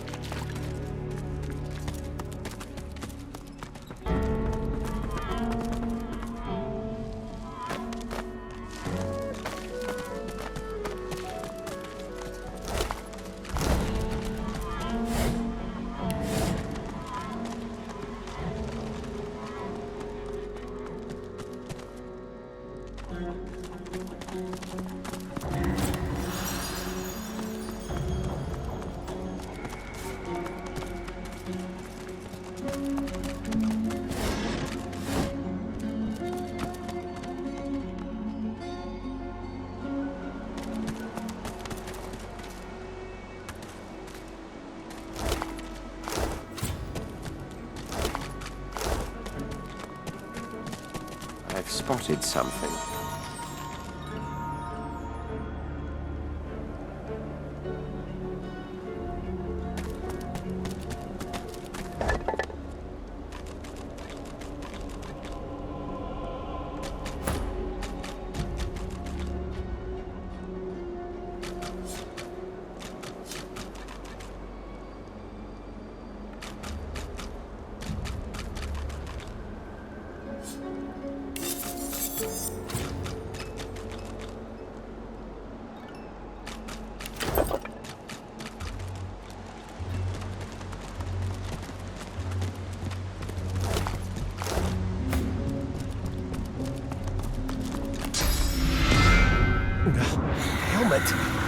It's getting tighter. As the Source flows into your body, you feel a sudden gloom. Your helmet starts to twist and warp. Darkness pours from it, and a demon steps out from your shadow. Hell's teeth, it feels good to breathe mortal air again. I can smell your putrid lives in every breath. How delicious. But not as sweet as the sauce you fed me. That rich ambrosia. Life's cloying nectar. I've been held in that helmet for centuries. Just one trick of many Brachus Rex has performed on this execrable island. I'd hoped it was the God King who had summoned me. But no matter. You may still be of use. I've had but a taste of sauce, and these have been hungry years. So delicious, yet so pathetic. Brachus Rex conducted a masterwork of torture here. With a single gesture, he could raise an army. 'Tis a pity he did not live to see the Covenant kept. To feel his own pale marrow drained from his brittle bone. But enough talk. I need more. I need your sauce. I need your life's blood.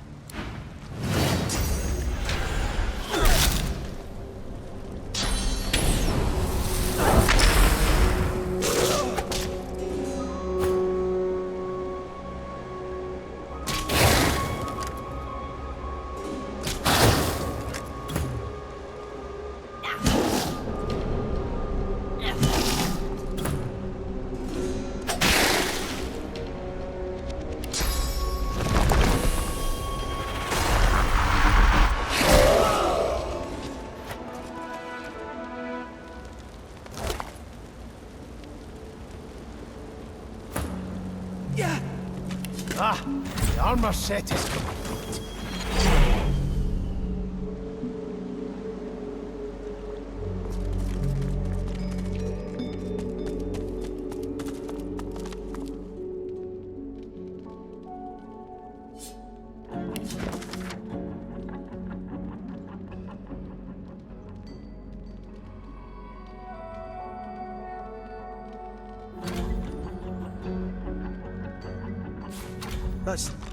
That's from Queen Justinia. Great gilded galleons. What's it say? Fine. Death fog. Nasty stuff. Overkill for a bunch of scattered rebels, though. Justinia's stooping lower than even I thought possible. Hard to say. That mad doctor Isbale's the one who pulls the Queen's strings. No idea who's pulling hers. All I know is that we don't want death fog catching a ride on the roaring Ark's winds. Long as that stuff's around, no one's safe.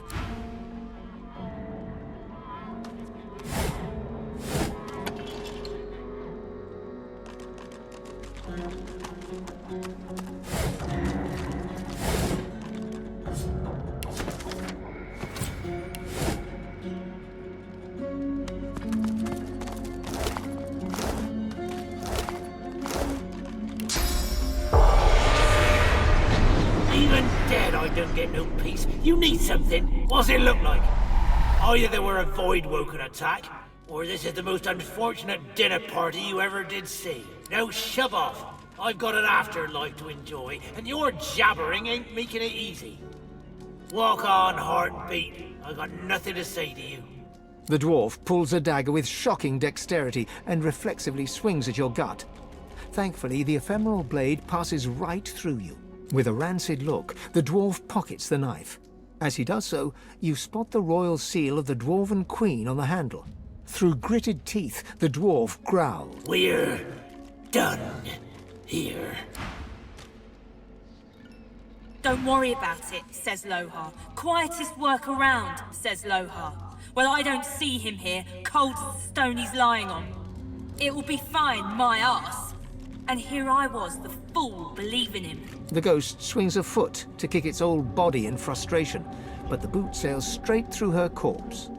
Because it's his fault. If not for him, I'd still be sitting there, wine in hand, happy as Larry. But no, he knew best. He wanted the death fog destroyed.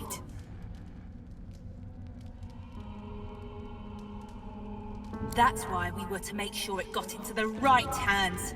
Our hands! I even stood guard of Mordus when he were doing nothing but the Queen's bidding. No wonder we came to this. This is what I deserve for following the orders of a leader with the spine of a sponge. Thank Duna Her Majesty has more steel in her belly than that coward. You're a little tool to be asking questions like that. Her Majesty is trying to do what's best for the dwarf people. And there's not a thing more you need to know. Don't worry about it, says Lohar. It will be The ghost swings a foot. because it's his fault. But no, he knew, that's why. I even stood. This is what I do. Only everything, brother. Only everything. Don't you worry, though. She knows what's best for our people. And she'll do what's best for our people. She'll do what Lohar couldn't.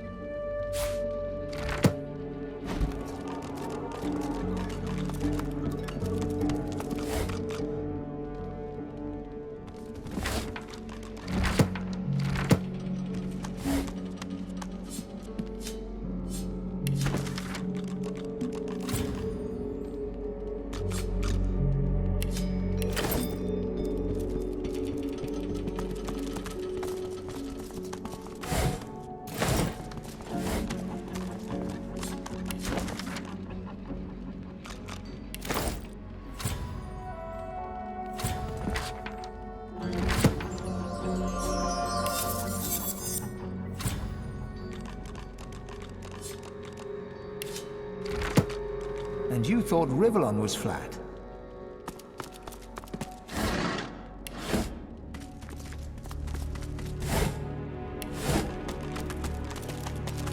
It's melting away. Mordus turned the key into an amulet. Cunning.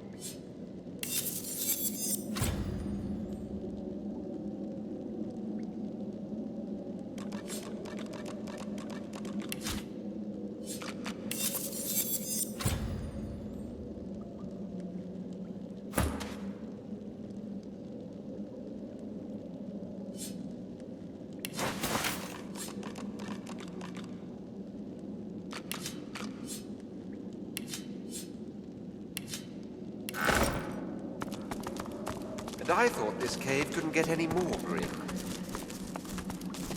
I do not want to know what that smell is. Death, most likely. Watch your step.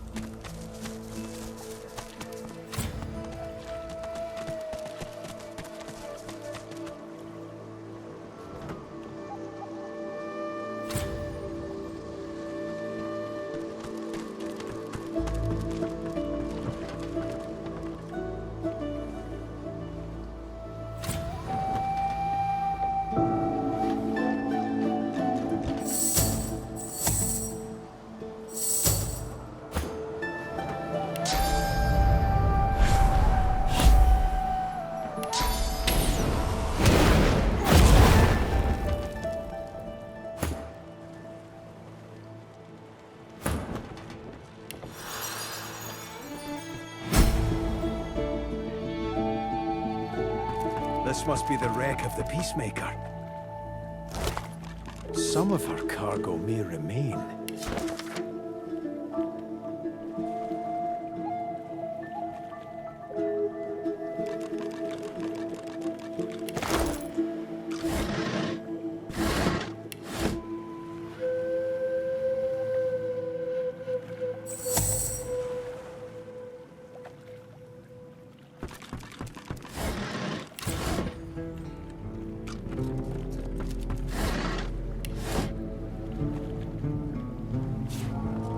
Good find.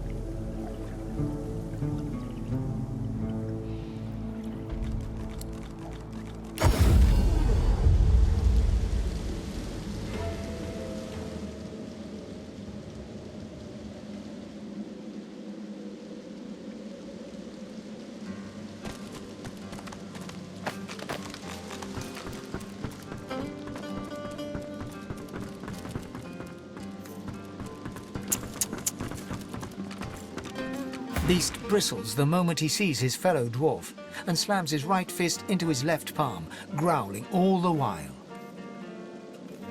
You scheming bastard. Death fog. Give me one good reason I shouldn't split both your heads in two. Calm your jaw. It's like this. I didn't sign up to move Death Fog. Other weapons, even soul-forged weapons, sure. But Death Fog? Absolutely not. When we found the bomb on a Magister's ship, I was told to ship it to Arx along with the rest of the stuff. But I couldn't. Mordus disagreed, obviously. But thanks to you, he's dead. You need to get to Arx as quickly as possible. That's where she's planning to use it. There'll be a wedding in full swing by the time you arrive. A girl named Isla and some do-nothing type. Her father's well placed, though. If anyone knows where to find the Queen, it's him. Mikhail Ross is his name. Tell him I sent you. I pray it ain't too late. Ohar was in way over his head. Death Fog's nothing to mess with. All that matters now is getting to Arx and stopping that bomb. Lives are at stake. Lohar rubs his forehead beneath his hood and stares at the ground. As you approach, his face hardens and he stands at his full height. So?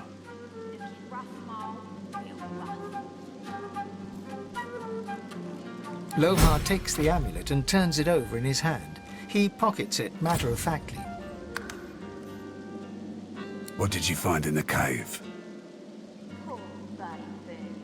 Dead. More dead. And Mordus with them. I owe you. Whole realm owes you, really. But I'll do my best to settle that debt myself. Take this key. Nicked it from the Whites. It opens a chest in the Magister Barracks, 2nd floor. Be careful getting at it. If they spot you, it'll be lights out. Should be some good stuff in there, though. Real good.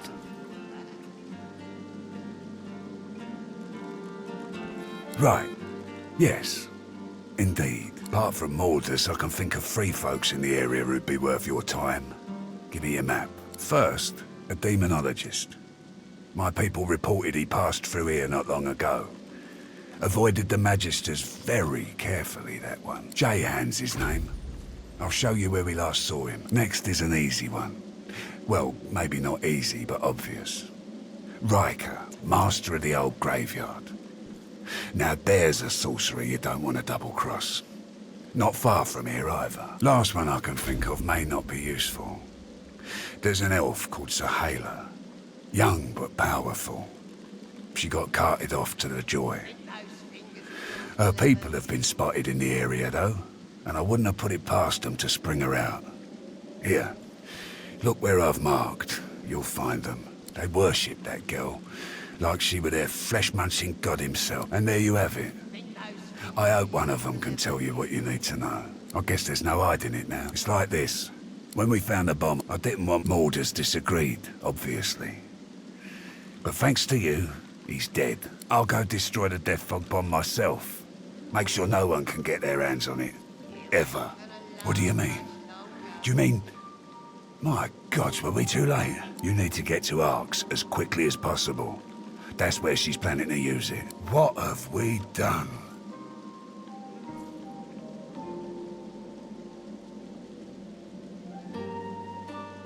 I don't deserve your kindness. I should have told you before. No, I've got no excuse. I'm gonna do what I can to stop the Queen. I suggest you try the same. Get to Arx. End this before Justinia does. There'll be a wedding in full swing by the time... Arx, wedding, Mikhail Ross. Got that? Off with you then. That's a lot of blood.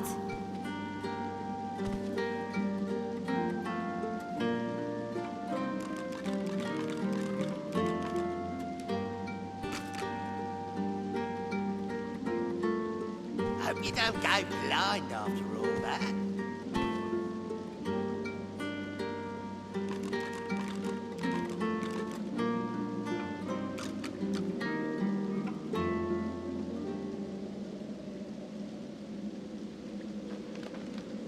You ain't gonna last much longer.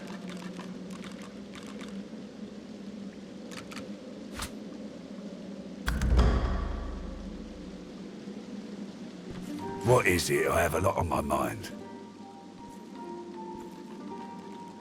What are you doing with that? Hand it over. That's my property. He quickly reads over the letter, as though making sure nothing has changed. Good you brought this to me. I'd hate to think what might have happened to you if you hadn't.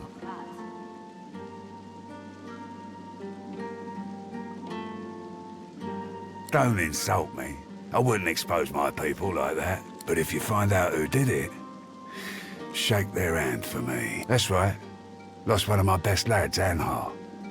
Didn't get Jalia's body back, though. Maybe one of them beasts took her like they did to... Whatever needs doing.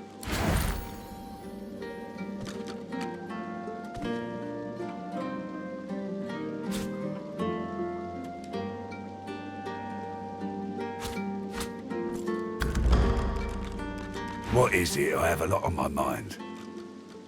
You ain't gonna last much longer.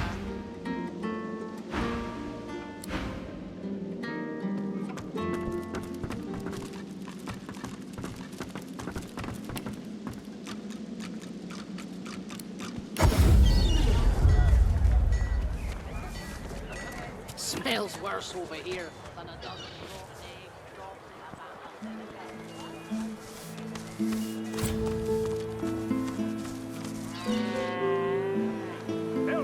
I need those reports, Captain.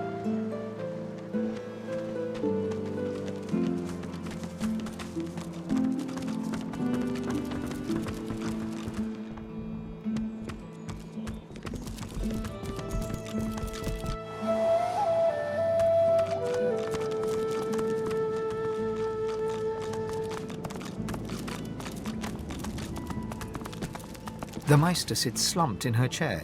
You notice that some of her scales have dropped to the floor. What news? Can you channel enough source? Are you powerful enough to proceed? Blessed Muse. Now hurry. Gather the source you need from the fountain and perform the ritual again.